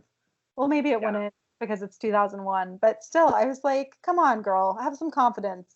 Yeah, it was very Shannon is the target of this episode. Like Hardy, and as much as Hardy hates Will, like him and Shannon are just like they cannot stay in the house together. No. And I think we see later on, it's like people were considering getting out Will just to like keep Shannon in and like keep that Shannon Hardy thing. But it's like I'm almost glad that didn't happen, because it gets so ugly between them. It does. Well, even like Hardy's talking about like his stomach being upset or feeling like bloated from something he ate, and Shannon walks past and says, "That's what yellow does to you." Like, what the fuck does that mean, homie? I know. Okay, I knew that yellow meant coward. I knew that. Right, I did too. But it's like it's a weird thing. I don't know if it's a weird way to say that. Wait, what's like a phrase? Yellow like means coward. Like being afraid. Oh, like yellow like that. I thought she meant like yellow as in like you're eating something yellow or some shit like that. Oh. That's why I was like, it was such like I thought it was just like, it was clearly above my head, but I was like, what is she even talking about? Well, then we also see in classic, I just like pointing out the style choices of this time period. Will, in one of his interviews, was wearing not only a backwards visor, but a backwards upside down visor. Yes. But it did confirm to me that he has not been wearing one of those visors with like the frosted tips built into the visor the whole time. You know, having it flipped upside down shows me that is his real hair. I was loving the visor style. Yeah, some interesting choices for sure. Some early confessionals that I enjoyed. Kent said that Chilltown is a wolf pack of vain, arrogant, immature narcissists. I'm like, yes. Nice one, Kent. Hardy says, I'm going to cut the nuts off of anybody who spills the plan to turn Will and Mike against each other. Like, that's what I'm saying. He like hates Will. Yeah. It's like the character or the player of Will. I'm with you, Hardy. Period. But like that's why I'm like, he's really like he's keeping it under wraps in a way that like at least it's not like known that like it's more known that Hardy versus Will is the thing, even though underneath it all Bunky like really dislikes Will, and that's pretty consistent. Totally. Yeah, so when I asked you guys in the kind of preseason, like, who do you think would do the biggest villainous moment of the season, I was referring to Toothbrush Gate. So this is probably one of the most iconic Big Brother moments of all time, is Shannon using Hardy's toothbrush to clean the toilet. So it's basically starts because... Wait, what was our answer for the most villainous moment? What did we say? No, I think I asked you who would do the most villainous thing of the season, but I don't remember what you guys actually said. I think I probably said Will because I hate him, but... Yeah, I don't think that either of you said Shannon, because you guys were both pretty into Shannon at that point. Yeah. But yeah, so Hardy... So gross. Yeah, so Hardy is brushing his teeth. At least we know it hasn't been more than 2 days since it was cleaned. Yeah. Pretty clean toilet. Nicole was the saving grace. Yeah, but like, I don't even understand what's happening here. Like, Shannon walks into the bathroom and Hardy like laughs as he's brushing his teeth. Like, I don't even know if he was like laughing at Shannon for sure, or like what was like the events preceding this, like they just got into a big fight or what had happened. But basically Shannon is so pissed that Hardy just laughed at her when she walked into the bathroom that she takes his toothbrush and cleans the toilet with it. And then when she gets called out by production, she tells Hardy that she broke the toothbrush, which he knows immediately is a lie. It's a whole mess. What do you guys think about this amazing Shannon cleaning the toilet thing? It's one of I would say probably like the most savage things I've ever seen anyone have done on Survivor or Big Brother. I've only seen a few seasons of Big Brother. I've seen basically all of Survivor.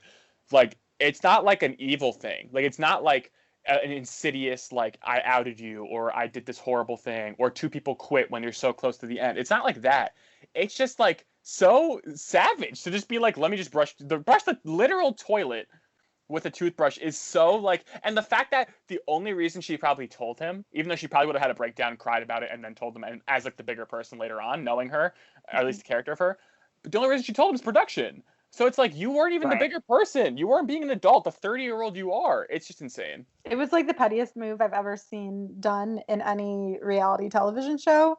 And I mean, there are like some petty things that happen in like The Bachelor or like a lot of like MTV shows, but like that was like another level to literally grab like a Sonicare toothbrush, stick it like those Sonicare toothbrushes are like not cheap also. So that's rude, but also just it made me feel better in the end though when, like I said, we did hear that the toilet was being cleaned every 2 days, but I was like, this toilet is being used by 10 different people and you're about to stick his toothbrush into the toilet.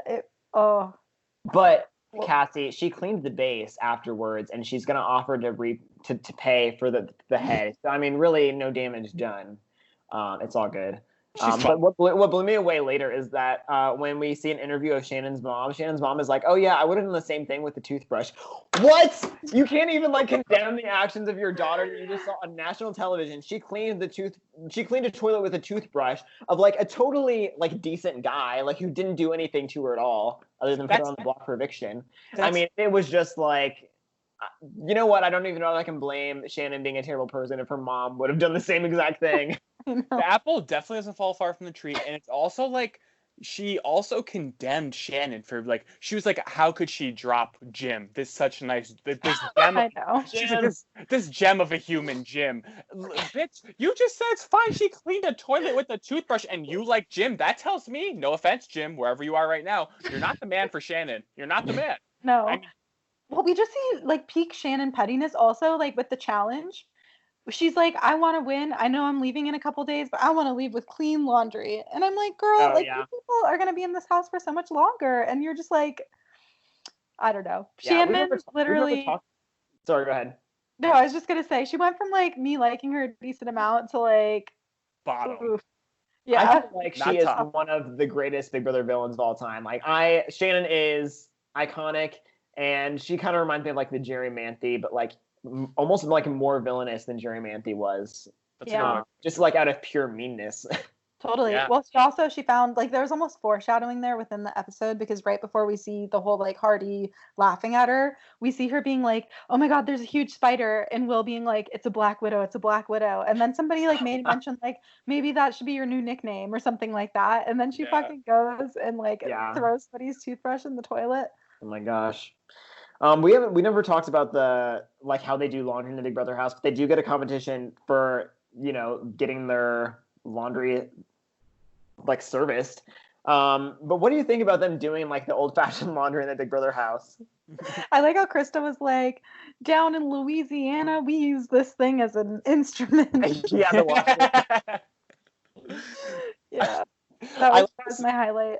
I like the Southern people on this cast. Like, it's really nice for me. I'm not, like, from the South. I'm obviously from New York, so I don't really get to be around, like, Southern people unless I'm, like, at my summer job, which obviously is canceled because of Corona. But, like, I've only been around, like, a handful of Southern people, and it's funny to see, like, how much their twang adds to a joke. Like, little things like that, like, where she's just, like, the instrument, or when Kent just drops a little, like bit of knowledge from where he's at. Like, it's just, like, so funny to see, like, the difference of cultures. I guess that goes back to your other point about how this really is such, like, a diverse cast, but in ways like that aren't necessarily like skin color, but also just like where they're from too. It's not like a gimmicky thing either, where there's like, oh, it's like your token person of like this stereotype. Like they're actually just like pretty diverse. Yeah. The one thing that I enjoyed also is the fact that like Monica was like legitimately enjoying it. She's like, no skin off my back. I don't mind doing laundry this way. Yeah, deadass. When she lost the challenge. And even before that, we hear her talking about how she like really doesn't mind doing laundry like this. It's something to do. Keep They're your mind like this. There's nothing to do in there. Yeah. Unfortunately, the whites are not as white as they used to be. So maybe Hardy's outfit with like, you know, like the white pants and the white shirt might not look as good next time he wear it. But I mean, that's the price you have to pay. The pants were already looking kind of creamy, to be honest. So. Ew. Sorry, I'm sorry. That was. But I mean, you never know. He sweated out in that challenge too. Get some pit stains. It's not gonna be good. That's why you never. I mean, Luke's wearing white now, swap clothes with him. Yeah, no. That's what I was thinking of, is like these sweaty boys that I then have to like put my shirt and like pants on. I don't know. Too much. Something I thought was funny in this episode is we have a segment about how Dr. Will hates body hair, and then immediately after that in Diary Room, Will says that Hardy is a pretty boy eyebrow waxing freak. I'm like, we literally just watched you shave your entire body, and you just made fun. Use a toothbrush. to comb your eyebrows. Yeah, like how can you make fun of Hardy for doing anything that's like manicuring himself when And like, how much time have we spent like with him like plucking like literal so many shots of him just like plucking all of his hair? Yeah, that's like so the producer's like favorite like B-roll is just like having Will pluck his eyebrows in front of the mirror. It's like the most 2000 scandal ever of like, oh, Will shaves his legs. Oh, Will shaves his chest. Like, calm down. His Like, armpits. His armpits. Like, yeah, it is definitely like not the norm, but it's also like, of course, he's like a pretty boy. It's what he's gonna do. But it's also funny to watch like how angry some of the men get. Like, especially like Bunky doesn't get mad, but like the contrast between Bunky, who is one of the hairiest people I've ever seen in my life, just period. Yeah. Well, Mike literally in a confessional is like, we need to convince Bunky to start removing some of his hair. Which is like so mean, but also like savage. Like they just like cut each other's ass like this entire like the end of this week into the next one. Yeah. Yeah, totally. It's so funny how like Bunky is obviously like the gay person in the house, but he's like one of the least concerned about like his image. Totally. He doesn't care. Yeah. I mean, he like wants to get fit, which is nice, but like he does not care about just being shirtless and just like so much hair everywhere. Whereas like these, you know, straight pretty guys are like plucking like every single hair with tweezers. One of my favorite moments from this chunk of episodes was when Bunky started criticizing Hardy's form with like the tricep moves, being like, it's not parallel to the ground. You have to lower your elbow. I was like scared for Bunky because I feel like Hardy looked like he was just about to smack him. I'm like, yeah, Bunky, you're going too far. Don't criticize Hardy when he's working out. Not the form, please. Yeah, not the form. I also in this episode is we have Bunky's prayer. Like Nicole went to all this work to prepare a beautiful meal, and Bunky like wants to say a prayer, and Chilltown cannot keep it together. Like, I honestly, I hate to say this, but I related so much to Chilltown in this moment because I was also laughing during Bunky's prayer. Because Bunky was like very emotional about it. Like, it wasn't like God bless, thanks for this food, let's go. Yeah. He was like, thank you so much. I know. For, you know. And like Bunky's voice was quivering so bad, like he could hardly get out 2 words before he'd have to like stop because he was about to cry. Nicole put so much effort. Yeah. Food. Please. Yeah. That was great. that was great, and people like reacted so badly. I think Monica was like so pissed that people were laughing during Bunky's prayer. She's like, "I see you guys smirking. I heard you laughing." I love it. Like Monica can just like call anybody out, and nobody's ever mad at her. Like you've never seen anybody like get mad at Monica for doing anything, which I love. Because she's like pretty real about it. She's not like Shannon does things in like a really unaware way where she'll like criticize somebody else for something that like she also is like shitty about, you know, versus like Monica like literally just goes after anybody and everybody, and it's like all in good fun. She's like never super personal about it. Yeah. She's just like, guys, be respectful. And like what she says is always fair. Like I pretty much always find myself agreeing with Monica. Yeah, absolutely. I don't know if you want to say anything about this house meeting where like Shannon is just a total batshit crazy bitch, but if you guys want to say anything about the house meeting, go ahead. I really thought Shannon, if I had to guess before this episode, like, yeah, Will, Dr. Mike, sure, coming back. But I would have assumed Shannon wouldn't go out in this way. Like, wouldn't just go out in a ball of flames and wouldn't just be so self-destructive. And she is a little bit older. Like, she's not old. She's 30. But, like, she is, like, not, like, a 21-year-old on Survivor. You know what I mean? Like, it's like she's out there fully an adult. And to see her just blow up this way, and not even like that with that much anger, but just like really have a meltdown, is really insane to me. To see how like she can't keep it together, she can't like pull off like trying to get some vote on Will. It's wild to see her go out like this. Yeah, well, she was like straight up mean to Kent when Kent was like, I just want to hear what happened about the toothbrush from Shannon. And then like everything goes back and forth, and Kent was like, I just want to know if it was intentional. And Shannon was like, literally, quote, "Are you that stupid? Of course it was intentional." Oh my, yes. Oh, man. That was pretty funny. Yeah, I was cracking up. Yeah. Well, and then at the end of this episode, we see a nice date night happening from within the house. Our first date. I know. How sweet with our guys, Shannon and Will, favorite couple, happiest people in the house. Yes. Yeah, that's why they're nominated, because they're the happiest couple in the house, period. Yeah, they just want to break everybody up. Yeah, Hardy's just so jealous, guys. He's so jealous. He's like, wow, that should have been me there. And then in confessional, he's saying, I think Krista is very funny and sexy and has a great personality. But yeah, he's after you, Shannon. You just keep thinking that, girl. Yeah, we see in this eviction episode that Shannon almost like wants to be evicted at this point because she kind of feels like she's taking her fate into her own hands. Like the last thing that she wants is for Hardy to feel like he did this, and it's so funny because Hardy is actively trying to be the deciding vote to send Shannon home. It's like they both are just like such like control freaks that like they want to be the person to send Shannon home. Like Shannon wants to be the one to send herself home, and Hardy also wants to be the one to send her home. Yes. Totally. The one thing I will say, you guys, is I was at the end of this episode, this might be skipping a beat, but like when they went through and were like, I miss this person from home, this is the most redeeming thing I've ever experienced from Will, that he has a tortoise named Buttercup at home that he wants to talk to on the phone for 3 minutes. I would have definitely paid like $10 for 10 votes for Buttercup tortoise. Was fucking dead. That's literally, he said, I miss my tortoise. And I was like, would he call his tortoise? Also, another thing that I thought about, and maybe you guys, I don't know, like, it's just like an animal thing. Tortoises live for a ridiculously long time. That tortoise is still alive if it was young and didn't get really sick. Like, that just blew my mind. Like, I'm always stuck on like this like anachronistic, like this is so far back in time. It's 19 years ago. That tortoise is alive. That tortoise is probably in the prime of its life right now. And it's crazy to me that like Will, and like we see his mom talk about this. I don't know if it was this episode or the one before. Actually, it might have been 2 before, where his mom's like, yeah. And Will like really loves animals. Like he's such an animal lover, and shows him petting his dog.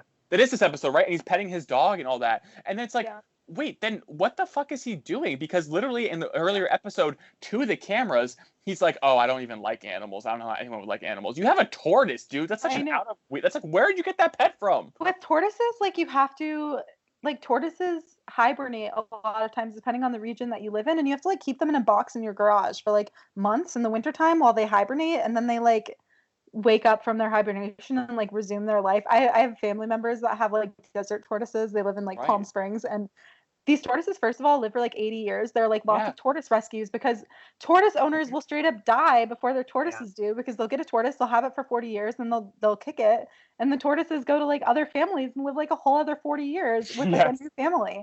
It's absolutely absurd. I was complaining earlier about my dog living too long, but it's like, it's a good thing I didn't get a tortoise. Like I would be stuck with that thing. Just for the listeners out there, Luke is the animal hater of the group, and me and Pat are shunning him from our group. I'm ready for my dog to die. And my dog's on my lap. Mine was in here, but then left me. My dog is on the opposite side of the apartment because she doesn't care about me. And I don't care about her. And it's mutual.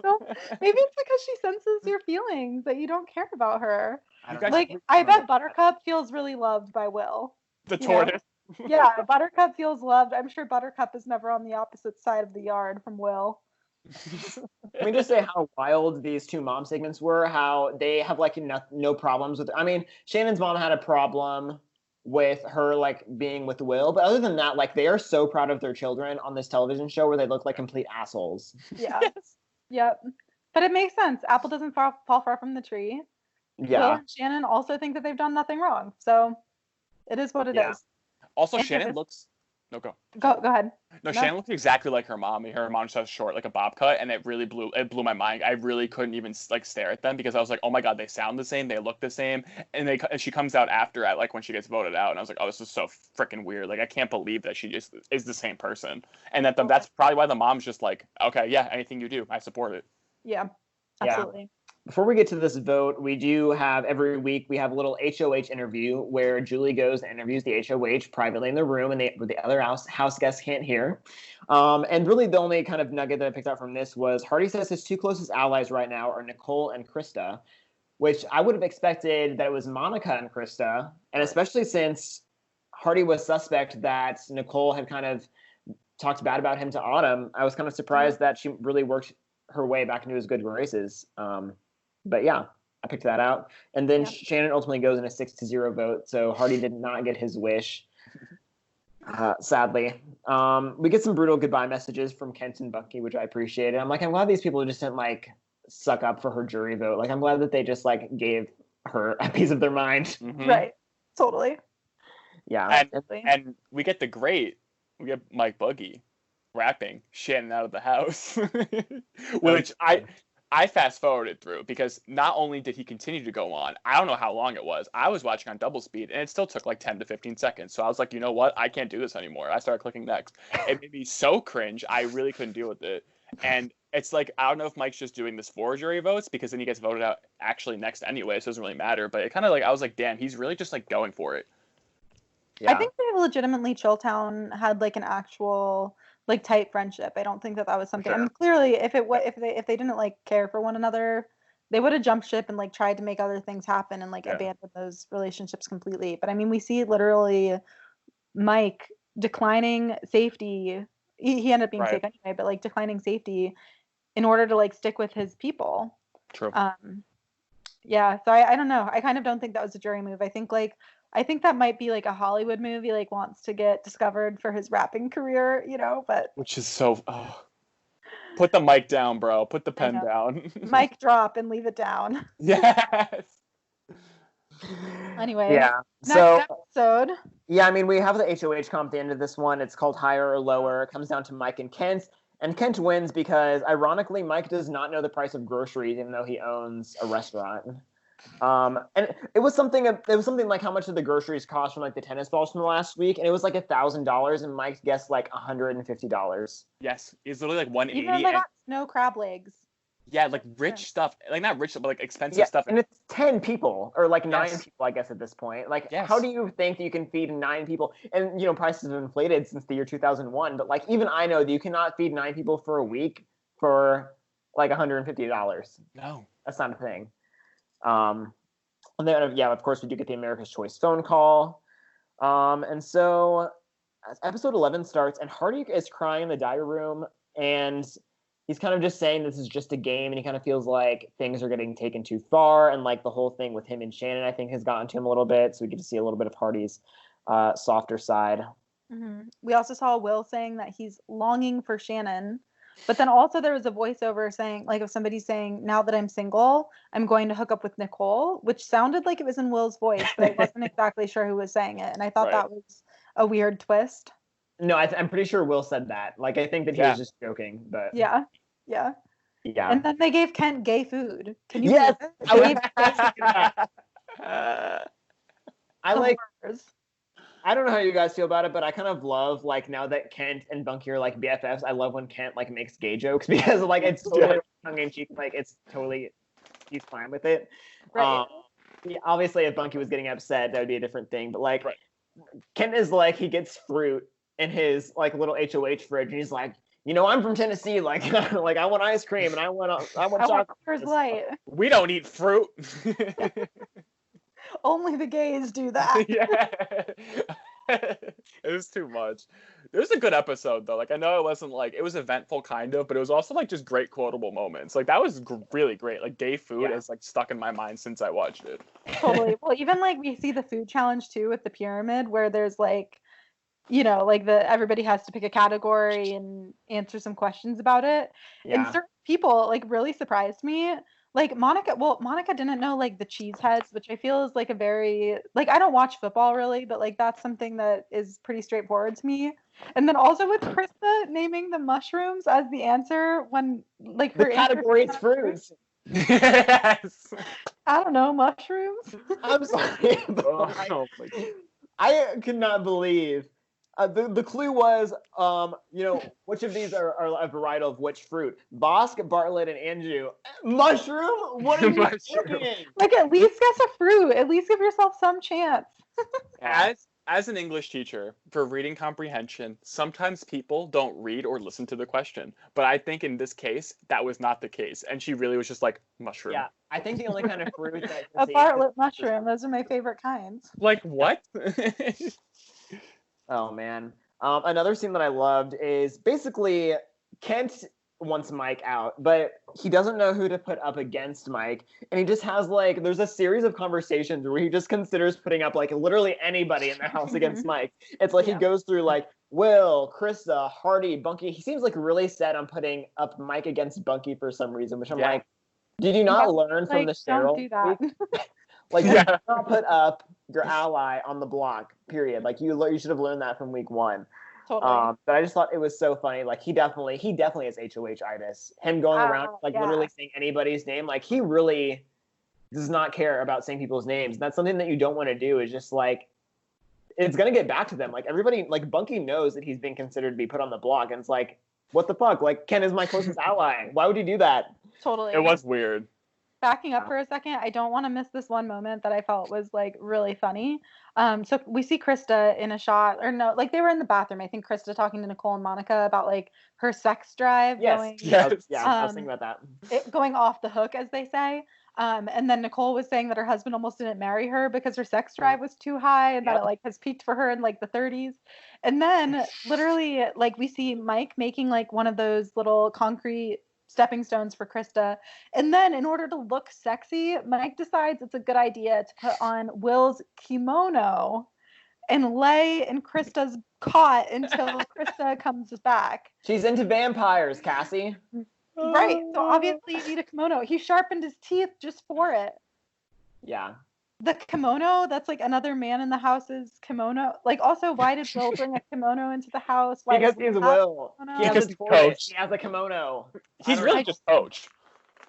All in all, I was like, this is quite a lot. But the shot of him like laying in the bed with the kimono on.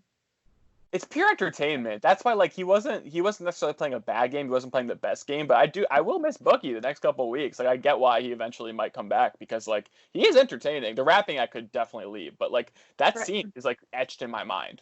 Totally. Yeah. We also get the nice shot of Will in also entertainment fashion being like, I'm the biggest liar in the house. It's no, like obviously I'm the biggest liar in the house, probably the biggest liar in California. And I don't think it's a stretch, but I'm also probably the biggest liar in the entire country. Oh man, it's so good.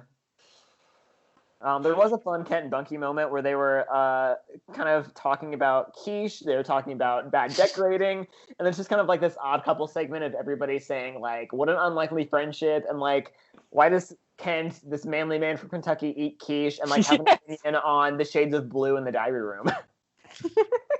Oh my gosh! And name an alliance top.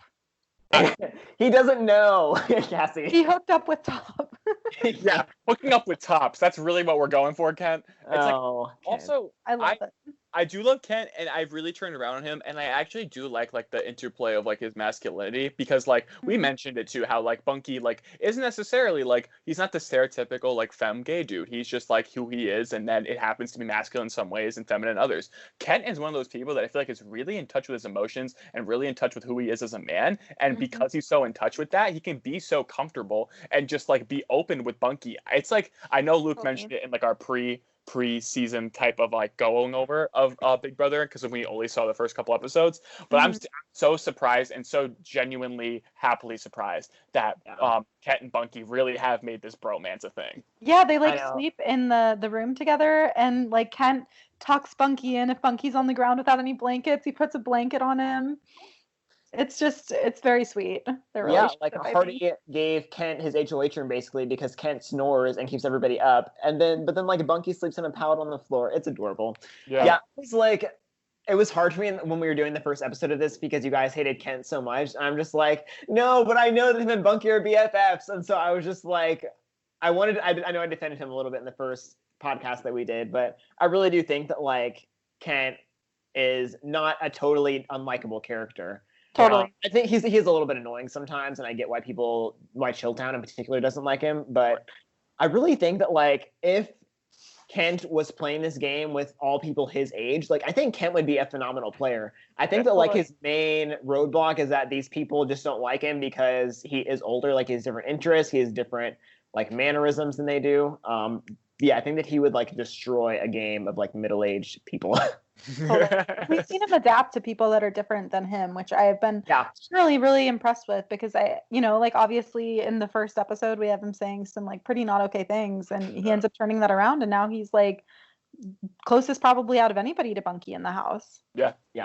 So after complimenting Kent, I really think that he did terrible in nominations. Like this was not a good look. So he nominates Mike, who is his target, and like he should be reassuring Krista, who is his other nominee, that she's not going home. But instead he says, Krista, I don't respect the way you're playing the game. You've like betrayed people's confidences. And we're just like, Kent, what are you doing? Like, if you're not sending Krista home, you do not need to bash her character like that. Right. Yeah, I had no problems with, like, I think actually he was pretty smart with who he put up. Like, I think agree. he wanted, like Mike, I think is more likable, as we've talked about, than Will is. So I think putting Mike up as the member from Chilltown to go is smart. And then I think if he wasn't just going to put Will up against Mike, I think putting up Krista, who he could easily be like, hey, Krista, it's like nothing personal, just luck of the draw. And also, since like you did this to me, I figured it was like, like he could have easily just been like, since you nominated me, I figured I'd return the favor and like make it a joke or something. Yeah. But instead he like goes off the handle and starts bashing her. It's definitely not the right thing to do, because you have to be kind of political with it. You have to like kind of, and that's like, I mean, it does evolve into that. I know I've seen like 20 seasons ahead and also the first like real season of it, but like to be like the mayor as like the HOH, you like, people will have like people come in the room, talk one-on-one, and then like they leave and then someone else comes in, or groups come in and try to like petition for this person to get put up, especially when two people get put up and they are the two people that go home. One of the two has to go home. So it's like all of the power is in the HOH. And if you're going around with this power and being a dick to someone, it's going to come off as bad for you. And that's what's kind of been happening when people get booted so fast after being HOH. Mm-hmm. Yeah, absolutely. Yeah. And, we get some shades of Shannon. Mike calls out Kent immediately and says, like, how could you do this? Like, you owe me because I kept you safe in week 1 with the car thing, which I'm like, that is not a thing. Like, in my mind, that is like, who even cares? Like, I don't think that Kent was really being targeted that much from what we saw in week 1. Like, yeah, he won the car comp and everyone was like, oh, we should get out the person who wins the car. Somebody said that. I don't even remember who. Mm-hmm. But like, Kent definitely does not owe Mike. There was no deal struck in week 1 whatsoever. No. In my mind. So agreed. Yeah, that was ridiculous.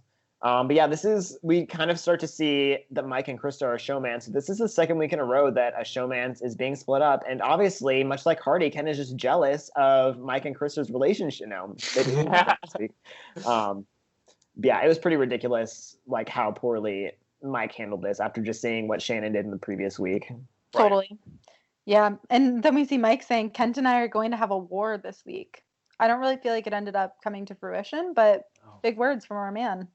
Yeah, no, my favorite line from Mike was, it's like we're making a movie and the extras and stand-ins have taken over the movie. And like, we're the stars. I'm just like, how do you think that like you are the stars? Like, there's so many great characters in this house. And like, even objectively, I feel like if I was in the house, I'd be able to recognize like, oh, wow, like Nicole is like a really big character, or like Monica is so much fun, or like listen to Krista's fun accent and like she's so cute and quirky. I don't know. Right.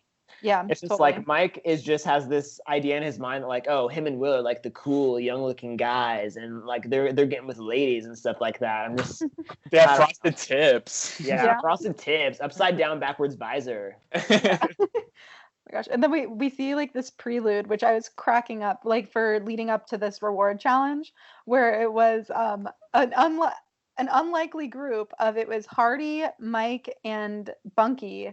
And Mike was like teaching Bunky different like dance moves with the head and the body.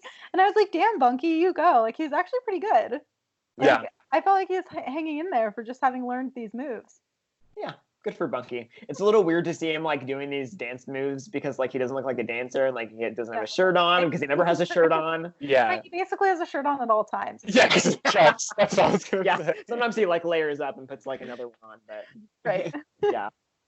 But yeah, Krista is super pissed that Kent said that she's untrustworthy, and that's kind of just going to be a theme of this week. Is as much as I feel like Kent made a mistake in what he said to Krista, like Krista does not play it well either. Like she makes way too much of a target of herself. Like I feel like if she would have just gone to Kent and just talked it out with him and like reassured him that like they were good, like this could have been smoothed over. But yeah, both of them are like not willing to bend. Like Kent and Krista definitely clash all week, even though Mike ultimately is the one that goes home. And it's definitely like a stark contrast from what she had been doing at that point, because she's kind of going back and forth, but very under the radar, which Luke mentioned a lot earlier. And then in this one time, like you just said, she kind of goes back on that whole strategy that she worked really hard to deploy very effectively in the first couple of weeks, in the first couple of boots, and it just breaks down. And she's just like, well, I don't feel like doing that, so that's why I'm going to end it now. Right. Yeah. And we see Mike basically doing kind of the same thing that Will and Shannon went through last week. He doesn't want to campaign against Krista because he feels like Krista is who should win the whole game. He said that from the moment he walked in, or basically since he met Krista, he felt like she should be the winner, and he will say that a few times throughout this week too. But it is kind of annoying for me to see kind of two people just lay down and die. Shannon and Mike both, and Autumn, really, like all three of these people, even though I think it was a great 3 weeks, like all three of those people basically knew they were going home and they did nothing to change it. Yep. Yeah. Agreed. So that was a little disappointing. We see Hardy go off the deep end. He does not want to talk games, kind of just an extension of what we said earlier when he was crying in the diary room. He is done. He is like not willing to talk about the reason they're here. Totally. Yeah. And then we get to my absolute favorite comp of all Big Brother history, the competition where they are throwing CDs in a bowl that is floating across the pool. Like nowadays, I know CDs. Yeah, sure, that was the thing. That's like, okay, let me go into my desktop drawer. Okay, CDs, bowl, and then I'm gonna throw them in the lake or the pool. Like, Are you serious, Big Brother? I know it's the first real season, but come on. Like, look at your background, Pat. That's what I'm thinking of. I didn't even think of that. They're records. Yeah. But even still, like, would I throw those into a pool? No, that's not fun. Who wants to watch that? I don't know how much you guys are into like pop culture, but I didn't know a lot of these people's CDs, like but I don't know who was it, like Ken couldn't figure out that like Michael Jackson was Monica. Like, really? I know. You didn't know that? They definitely all want to say it, and they were just like, maybe it's Bunky. Like, just say it, dude. Like, you come up as more racist when you try to not be racist. Yeah. Absolutely. Oh, that was bad.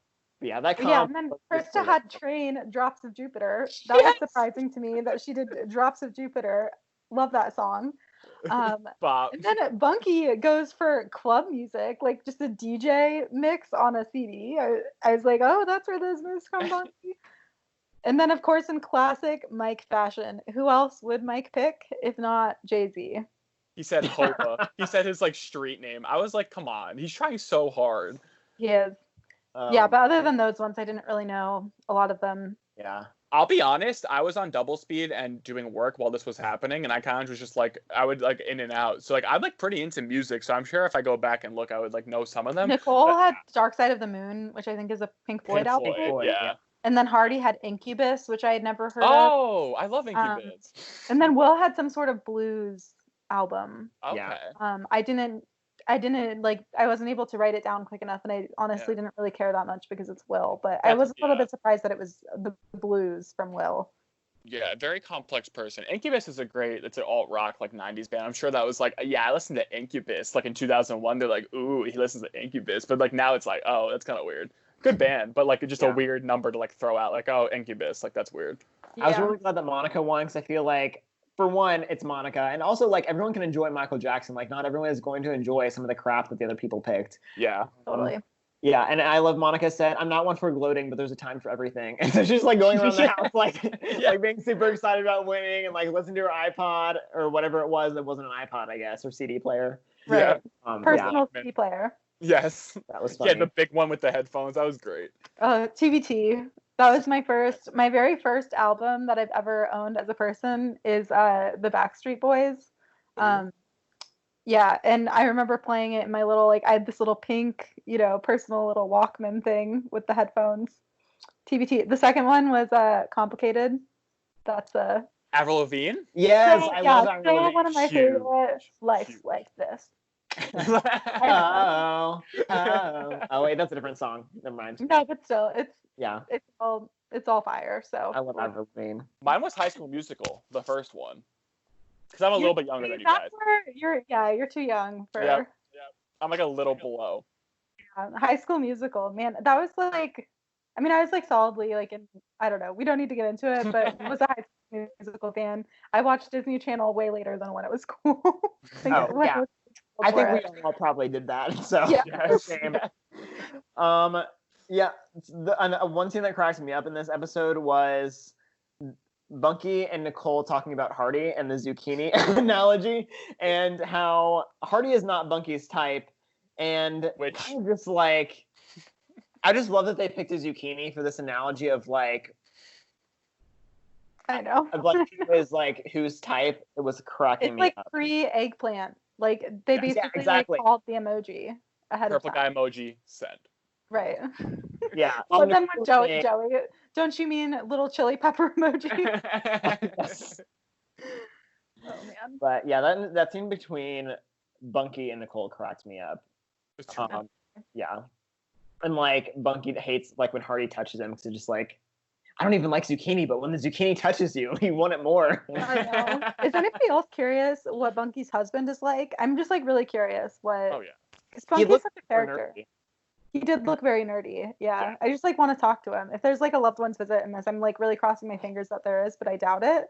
Well, I think that like, we checked in with like Shannon and Will's mom, so I feel like we're getting, checking in with the loved ones kind of as they're on the block. So if we ever see Bunky on the block, maybe we'll get to meet Greg. Greg and Bunky. What's Bunky's real name? Do we know? Like his legal real first name? Well, like his like legal first name. It's not like I like Bunkford. I don't know. I feel like he said that it's just like a nickname that he goes by or that he's always like gone by. I don't think it's like his legal name. It's not like Robert or something. His name is William. William.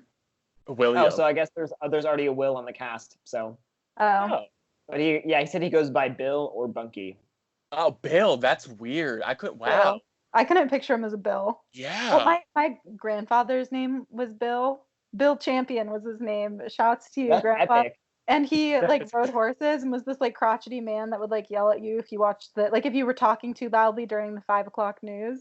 And so that's like forever my like Bill, just like some crazy old man. Yeah, that's Bill. It's Bill, Jim. We're just getting a lot of classic names here. Yeah. Oh my gosh. Well, and then we saw this whole montage, you guys, of them like having all of these like evil spirits in the house, and then being like, I just feel like I hear people on the walls, and I'm like, yeah, it's because you're on a reality TV show where there are literally camera people in the walls. Like it's not spirits, but like, I mean, I guess there could be spirits there too, who's to say, but it was very bizarre. And then like they were using the Ouija board and all of them were freaking out. I was surprised that they did a Ouija board like on Big Brother 2 airing in 2001. I don't know about you guys. I don't fuck with Ouija boards. But I'm just like, that's kind of like a controversial thing. So I'm just surprised that they wanted to do that. Yeah. But like, I don't remember. I think Monica opted out early. She's like, black people don't do this. Like we're not gonna do the Ouija board. I'm like, like I know that's like a stereotype, but like still, I was but I'm not trying to say that, yeah, my black friends like speak for black people, but I was at a house party once in like high school, which no drinking, no drugs, but like obviously, but like I'm not going to say that on freaking camera, but literally like it was me and I guess I technically did, whatever. But my friend's like grandma lived in the basement downstairs, in like this really nice apartment that was attached to it. And she had like a stack of things that one of them had a Ouija board. We had never done it. So me and my 3 white friends are sitting there and doing it. My 3 other friends who come in, 2 of them, one was Latinx and 2 were black, walked in and they said, "Oh, fuck no." They said, "You are doing this at a house party. You're putting us all in danger." So I felt the same way because ever since then, I'm like, you know what? You're kind of right. I am kind of releasing spirits. I also was dead that Will makes up a fake dead cousin as if he's like Johnny Fairplay. That was amazing. Who is the dead cousin? Yes. Jim. I mean, Jim, it's a tough look for Jim this episode, or not just this episode and all of these episodes thus far. I apologize to all the Jims in the world. F's in the chat. I'm 0% surprised that like Nicole is super into Ouija boards. Like that's just like the most predictable thing. Like you can just know, but just by looking at Nicole, that she loves a Ouija board. Way too into it. Yeah, I love a good board. Don't worry. I love the segment of Nicole shaving Will's body. And during this, it was a great time for strategy talk. What better time to talk strategy than when you're shaving somebody's thigh? Yes. And Will wants to secretly save Boogie because Boogie does not want to be saved. Mm-hmm. So it's kind of like, I used to love The Incredibles, and it's like, you get like the superheroes are getting in trouble for saving people who didn't want to be saved. I'm like, that's what I was thinking of, is like, Boogie wants to go home over Krista. Right, Will was working harder than Will was, or Will was working harder than Mike was this whole episode. Yeah. Mm-hmm. Yeah, and eventually, like, Will talks Boogie into like, oh, well, what if I save you, but you don't have anything to do with it? And like Boogie like reluctantly agrees, but like originally Boogie was like 100% like, no, like I want Krista to stay. Totally. Yeah. And ultimately, it doesn't happen anyway. But yeah, Will puts forward a good effort with Nicole, who Nicole has obviously been playing the middle.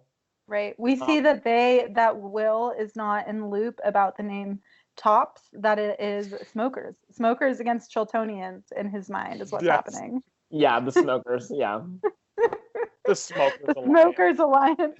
Like, It reminds me of like, I don't know if you guys are Office fans, but like at one point Kelly was like, I don't understand why, like, if I smoke cigarettes, I get a 15-minute break every hour. Like, I'll take up smoking cigarettes. I'll do it. Like, I need a break. And then we have Shannon like trying to smoke a cigarette and like, I don't know. and getting high from it. Exactly. Shannon's so cringy. We have this house meeting where everybody, or no, I guess Nicole initiated it because she feels like people aren't clean enough. And then ultimately, this is like the one time that Monica gets into a fight about anything, is like, Monica is basically saying, like, we are not all going to adhere to your standards of cleanliness, which I totally understand. Like, I feel like Nicole is, like you said, at a 30. Yeah. Cleaning your toilet every 2 days. Like, I'm sorry. I'm coming across as really gross this episode, I feel, but like, it just needs to be said. Nobody needs to clean their bathroom literally like an intense deep clean every single day or every other day. Like, I feel like usually it's like a weekly cleaning, maybe because you have so many people do like a bi-weekly cleaning, but still I was just like, this is too much, Nicole. But it's not shocking, like not surprising, and I think plays well for her because she's less likable. Like, I think because she comes across as less likable, it actually like plays well for her in the long run, strategy wise. Yeah. And we do get Hardy and Kent arguing about Top. So basically, Hardy doesn't want to leave the alliance per se, but he just doesn't like want to like be talking strategy or like really like have an alliance per se, but he also wants to like still be protected by those people in the alliance. Yeah. And Ken is getting upset, and I understand why Ken is getting upset. I would be too, because like Hardy is basically saying like, I don't want to play the game, but I also don't want you to like nominate me. Yeah. It's like, well, then you're playing the game then if you don't want to be nominated by certain people. Right. This is another instance of me being irritated by Hardy, but I don't think that Kent was very, tactical in handling it either. No, I don't think either of them did a great job in this conversation, to be honest. No. It's a very bottom thing to say, for sure. Yeah. Ugh, a dog. Yeah, we both have dogs. Buddy, say hi, buddy. Oh my god, they could be friends. Hi. They are friends. Stella's so old. No, they're not. They're not friends. Stella's kind of mean. Stop hating. She gave me a dirty look once I said that. Are you a nice boy? Yeah. Yeah, so let's see. Going into the eviction episode, Kent made a final three with Bunky and Hardy. And then Hardy told Nicole, and then Nicole brought it back to Kent. So this was the whole weird segment, but I feel like the person who came off looking the worst was Kent because he's the one who initiated and he got found out. But I'm just like, I don't understand why any of these people are like trying to cause dissension in their own alliance. Right. Yeah, maybe it's because they sense that the end is coming. Like, if they think that Mike is going home, that now it's just going to be down to one Chiltonian. So it's kind of at that point of the pagonging where people start eating their own, Yeah. What did you think about meeting Mike and Krista's friends? It was definitely telling. Like, it the fact definitely that fit the bill. Krista is the gossip queen of the town, I was not surprised at all. Like, that she's like this likable gossip queen, which I feel like it's kind of the role she's playing here. She's like sticking to her old tricks. Yeah. Yeah. Mike's friends / his club was just as ridiculous as I expected. I'm just like, is Mike a pimp? Like, his club, I don't know. Like, everyone was acting like Mike gets all the ladies at his club. I'm like, really? Why? Like, what ladies are flocking to Mike Boogie, who makes up terrible raps on the fly and like wears backwards upside down visors, and is just like this skinny white dude who's like, I don't know, like a medium attractiveness. I don't know. Yeah, definitely like a 6 or 7, and not that to jump the gun, but just even to like when he's leaving the house and he's like, oh, check out the bar, like you can get some nice wings there. It's like, all right, calm down. Like, that's the first place you're gonna go. I'm pretty sure his club is called Belly. Yeah. Which is like all across the board. It's like, Mike Boogie, what are we doing? You had such a good entertainment value, and now we're like losing it. Yeah. Something fun about Big Brother Happening Live is Julie tells us that Will is the least liked person on the internet, and Hardy is the most liked person. Does this surprise you, Pat? For me, it makes total sense, because for me, I'm like, Dr. Will is evil Dr. Will, but in my eyes, I see Hardy and Will as like two opposite sides to the same coin. They're both good looking, physical, and then like, you know, socially attractive dudes, but in different ways. So like Will tries to be like this person who's like too cool for school. Hardy shows his emotions and Will can't show his emotions. They're very like polar opposite. Yeah. So I would definitely say if I was watching, maybe at first I would like Will more because Hardy was kind of under edited. But at this point, like, you know, Hardy's showing his emotions. He's morally gray and he's like someone that you could all relate to. Whereas Will literally said he's a sociopathic robot who's in love with an egomaniac girlfriend. It's not. Yeah. It doesn't make any sense. I wasn't surprised that Will was the most disliked, but I was a little bit surprised that Hardy was the most popular person on the internet. I don't know. I'm just like, Who would you have thought would have been more popular? I kind of thought that like maybe Bunky. I don't know. But Bunky's gay. I feel like Krista? like I don't know. Like But Bunky's gay. Yeah. You're right. 2001, you guys. Like Yeah, I know. I don't know. Like I think now in present day, yeah, I think Right. Bunky would like had it there, but Okay. yeah, I think like that's where a little bit of prejudice is playing in with these votes here. Like Hardy's just like this white dude that's like nice and like attractive and fit. He's nice sometimes. Like he's selectively nice. He Yeah, has a but temper. kind of like this episode and like the episode before, we saw him like not really be that nice. But up until then, he's been pretty nice. We don't That's really know true. if these votes were like locked in. How much? Right. they- It could have been over a long period of time. Right. So, Yeah, exactly. yeah. And Will and Hardy kind of, I think they're in the diary room together at one point, and they say that they have some common ground. They're both vain and they're both into hot girls. So, I mean, how can you be more similar than that? Beats me. Yeah. So Julia always talks to the house guests on eviction night too, and I noticed in this specific eviction episode there was like a ton of inside jokes going on. It's like these people on TV need to realize like the outside world does not care about your stupid inside jokes. So like say something that's funny for all of us, not just yourselves. Yeah, be entertaining. That's like that's why I'm like mad Will's or Mike left, because I'm like, yeah, he was part of the inside joke brigade, but a lot of times like he provides a lot of like unaware humor that's like so easy to laugh at or laugh with if it actually is funny. And now that we lose that, I'm not worried. There's definitely great characters left, but we kind of lose that person that we can all like point and laugh at. Whereas Will, we're like kind of cringing watching him like live his life through the house. Totally.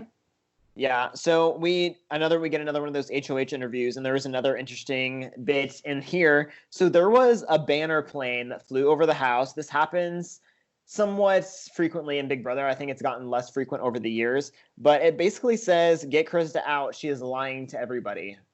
Yeah. Oh. So, I mean, obviously Krista is the one being interviewed by the HOH or in the HOH room, right? Or no, I'm sorry. Whose HOH is this? Kent's? This is Kent. Okay, yeah. So Kent is saying that the banner plane flew over the house, and like he had already suspected. I totally missed that. Yeah. Yeah, that comes over my head too. No pun intended. Yeah, well, I mean, if you don't already know like that people fly banners over the house, like it's easy to miss because you're not necessarily like maybe you just like don't know what they're talking about. But yeah, so a plane flew over the house with that message, and everybody saw it when they were in the backyard. So. Should we do this for Survivor?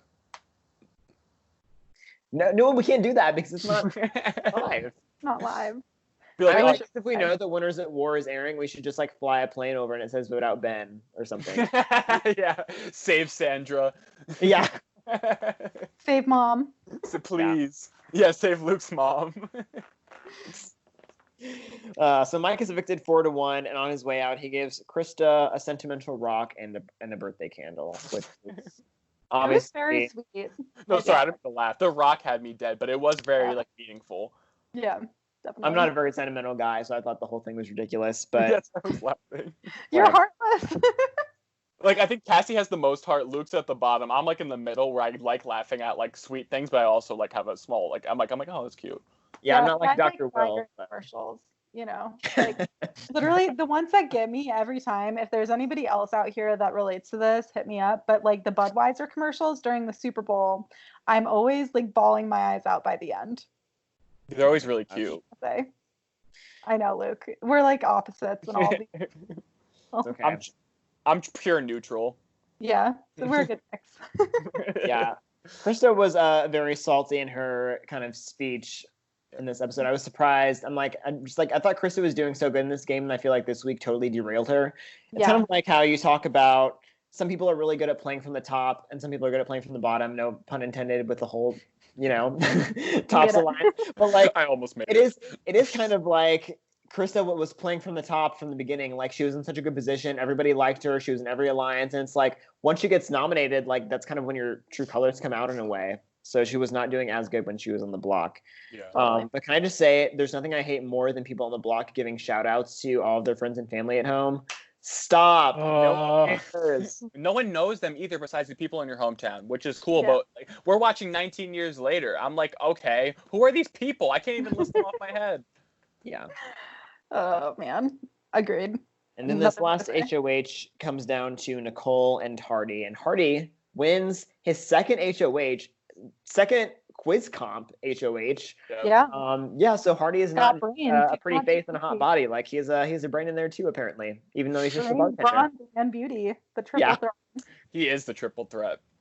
Yeah. He's probably so hot now. Yeah, I can't wait to look him up later. Like after we finish watching, just to Yeah. clarify. Yes. Not the So would you guys want America to give the house guests a pig, a hamster, or a goldfish as a pet? Easy one, pig, 100%, 1000% pig. Is Pigs that are what you think they're gonna get? I would imagine they're gonna get a hamster. I feel like they'll fuck with them and give them a goldfish. Yeah, it's kind of like the toaster, like the goldfish toaster. I was Yeah. thinking about it at one point too, but a hamster could also fuck with them because hamsters are like somewhat useless, and you have like will the hamster come with a hamster ball where they could just have their like friend like rolling around the whole house? Like I would be into that if I would the love that. hamster came with the hamster ball. Hamster would be my number one pick, I think. This is a little inside baseball, but there's a lot of like Twitter accounts that give like live feed updates, and one of the most well-known one is called Hamster Watch. Yeah. Basically because Big Brother is like watching like hamsters in a cage. It's kind of like observing hamsters. And there's Yeah. also like in Big Brother 9, they have hamsters as pets in that house. So kind of this is like the first hamster mention of Big Brother, which is like kind of like a later theme. Right. That's funny. Yeah. So any more thoughts like on these the set of episodes? Things aren't looking good for Kent. That's my final takeaway just from what we've seen going forward. I think Kent is going down with Hardy being ahead of household. I think like decent chance Kent's nominated at this point. Hardy also immediately said he knew who he is nominating, which means like I think it's probably going to be Kent and maybe like Will or something. I don't know. Yeah. It's hard. It's going to be hard for Will to, I think, evade this, especially from Kent. They don't have like a bad relationship, but it's definitely not going to be something where he's probably going to save him for any reason. And honestly, Will hasn't shown that he can really win the competitions to really save Kent's ass anyway. So it's kind of like there's really nothing there to really save him. And plus, I mean, maybe if you want someone like as an extra number because he's the last Chiltonian, but it's kind of hard to see. I'm very excited with where this has gone. Not the first batch of episodes was great. These were so entertaining and so like rich with content. It shows we've been here for 2 hours, so it's like we're really like we go in deep with it, but it's also like there's so much stuff that we probably skipped over too. It's really juicy. It is juicy. There's Juicy. something I will give you guys the option of whether you want to hear it or not. There is like a really, really like juicy piece of information about Mike Boogie. Like it happened like 2 years ago, and I really want to tell you guys because it was like a TMZ article. But if you don't want to know, because it's like maybe it's not spoilery or anything about his like future Big Brother appearances, but I think if it's not spoilers about Big Brother stuff, I'm game. I'm so Okay. excited. So you know that he's like a restaurant owner, right? So, and I'm pretty sure it's in LA. And so 2 years ago, he was like part of some restaurant endeavor, and he was on trial because he was embezzling money from like the restaurant group, and he was using it to pay older men to fulfill his sexual fantasies. Out of everyone in this cast, he was the last person I thought would be bi or gay. This was like in the like trial notes that like he would pay men and he would call them like daddy or like Uncle Jerry. Period. Let's just end it right there. Guys, it's been great. What the fuck? Wow. That, iconic. Uncle Jerry. Yeah, this happened in 2018. So is Not he like Uncle Jim, as they say. Actually, I'm not 100% sure on the name. It honestly could have been Jim, but I'm pretty sure it was Jerry. is he like blacklisted from Big Brother now? Or I guess do they have returning seasons? That you don't have to say that, but is he like do you think there'd be a chance of him coming back again, or that was probably not going to happen? I don't know. I feel like it'd be I feel like it'd be a bad look if they brought him back again. That sounds bad. Yeah. That's iconic though. I mean, like It wasn't like a sex trafficking ring though. It was like. No, he was embezzling money to basically. It was the embezzling money that was the bad part. Like, yeah, but and also, I mean, it's prostitution. Soliciting prostitutes. Too. Yeah. Right. But I feel like if he was just soliciting prostitutes, I like wouldn't be surprised if like maybe he was like, I don't know, like. Yeah. I mean, it was like in the hundreds of thousands of dollars, like the amount of money that he embezzled. What the fuck? And like it was him and one of his business partners, like we're both doing it. Wow. So, Boogie Mike. Is Boogie, was he married? I don't think so. So I don't think he's been married. I'm not sure though. Is he gay? I honestly don't know anything more than that article, but from what I gather, he was not in any way like out as gay or bi or anything like that. Okay. That's like, this reminds me of, I watched Big Brother Germany. I didn't watch it, but you know when they, Stella, come here. When you're watching Big Brother Germany and during the pandemic and Big Brother Canada and they find out like, oh yeah, like the coronavirus is happening and everyone's on lockdown. That's literally what this feels like. Because me and Kassie are effectively, I mean, yeah, we're physically in lockdown, but we don't look up Big Brother spoilers. We don't look up anything. I'm just like, Boogie got evicted so early in this season when I thought he might win. Honestly, it was between him and Will for me in the beginning. And also, he's embezzling money. Like, that's fucking crazy. Yeah. Yeah. Mike Boogie is not one of my favorite people. I personally did not like him in Big Brother 2. I don't like him when he returns, and I don't like him on the outside world either. So he's all around like not one of my favorite people in Big Brother. Makes total sense. That makes sense why in the beginning too you said that, because now it comes full circle anyway. Yeah. Yeah. So that was a little fun fact. Right. Damn. Happy to know. Yeah. But yeah, overall thoughts. I'm excited to see where this goes because I think we definitely saw, a lot of drama this episode. Any final thoughts for you two? Yeah, we're just going to see like what you guys are thinking in terms of like, have your winner predictions changed? Like, has anybody like really, I know we've talked about how much Ken has done like a 180 for us, but like, is there anybody else who you've completely changed your opinion on? Nicole, I've changed my opinion on quite a bit. I think like I had her going like sometime soon, I think, because I thought her annoyingness would get on the people's nerves, but I think that she's kind of in this for the long haul here. I think Krista was my winner pick. I think that still might not necessarily be a terrible pick, but I'm feeling less confident than I did before. Like I think she kind of in this last week or so while she was on the block, like really started to crumble a little bit. Yeah. Yeah. Otherwise, no. Like I said, I was pretty. My relationship with Will is like Nicole's. Yeah. I think I had Will as the winner. I mean, I guess I would just keep it, but I don't know how. I felt way more confident about it in the first set of episodes. I don't really know. Again, like with Boogie getting eliminated that early, it shows me that big characters can come back and be like 9th or 8th place. Like it can be that short. And I had Boogie going 3rd just out of like proxy of like Will not wanting to take him to the end. So that's like sitting 3rd place. Right, so that's like a stun for me because I was like, damn, like I put him pretty high up.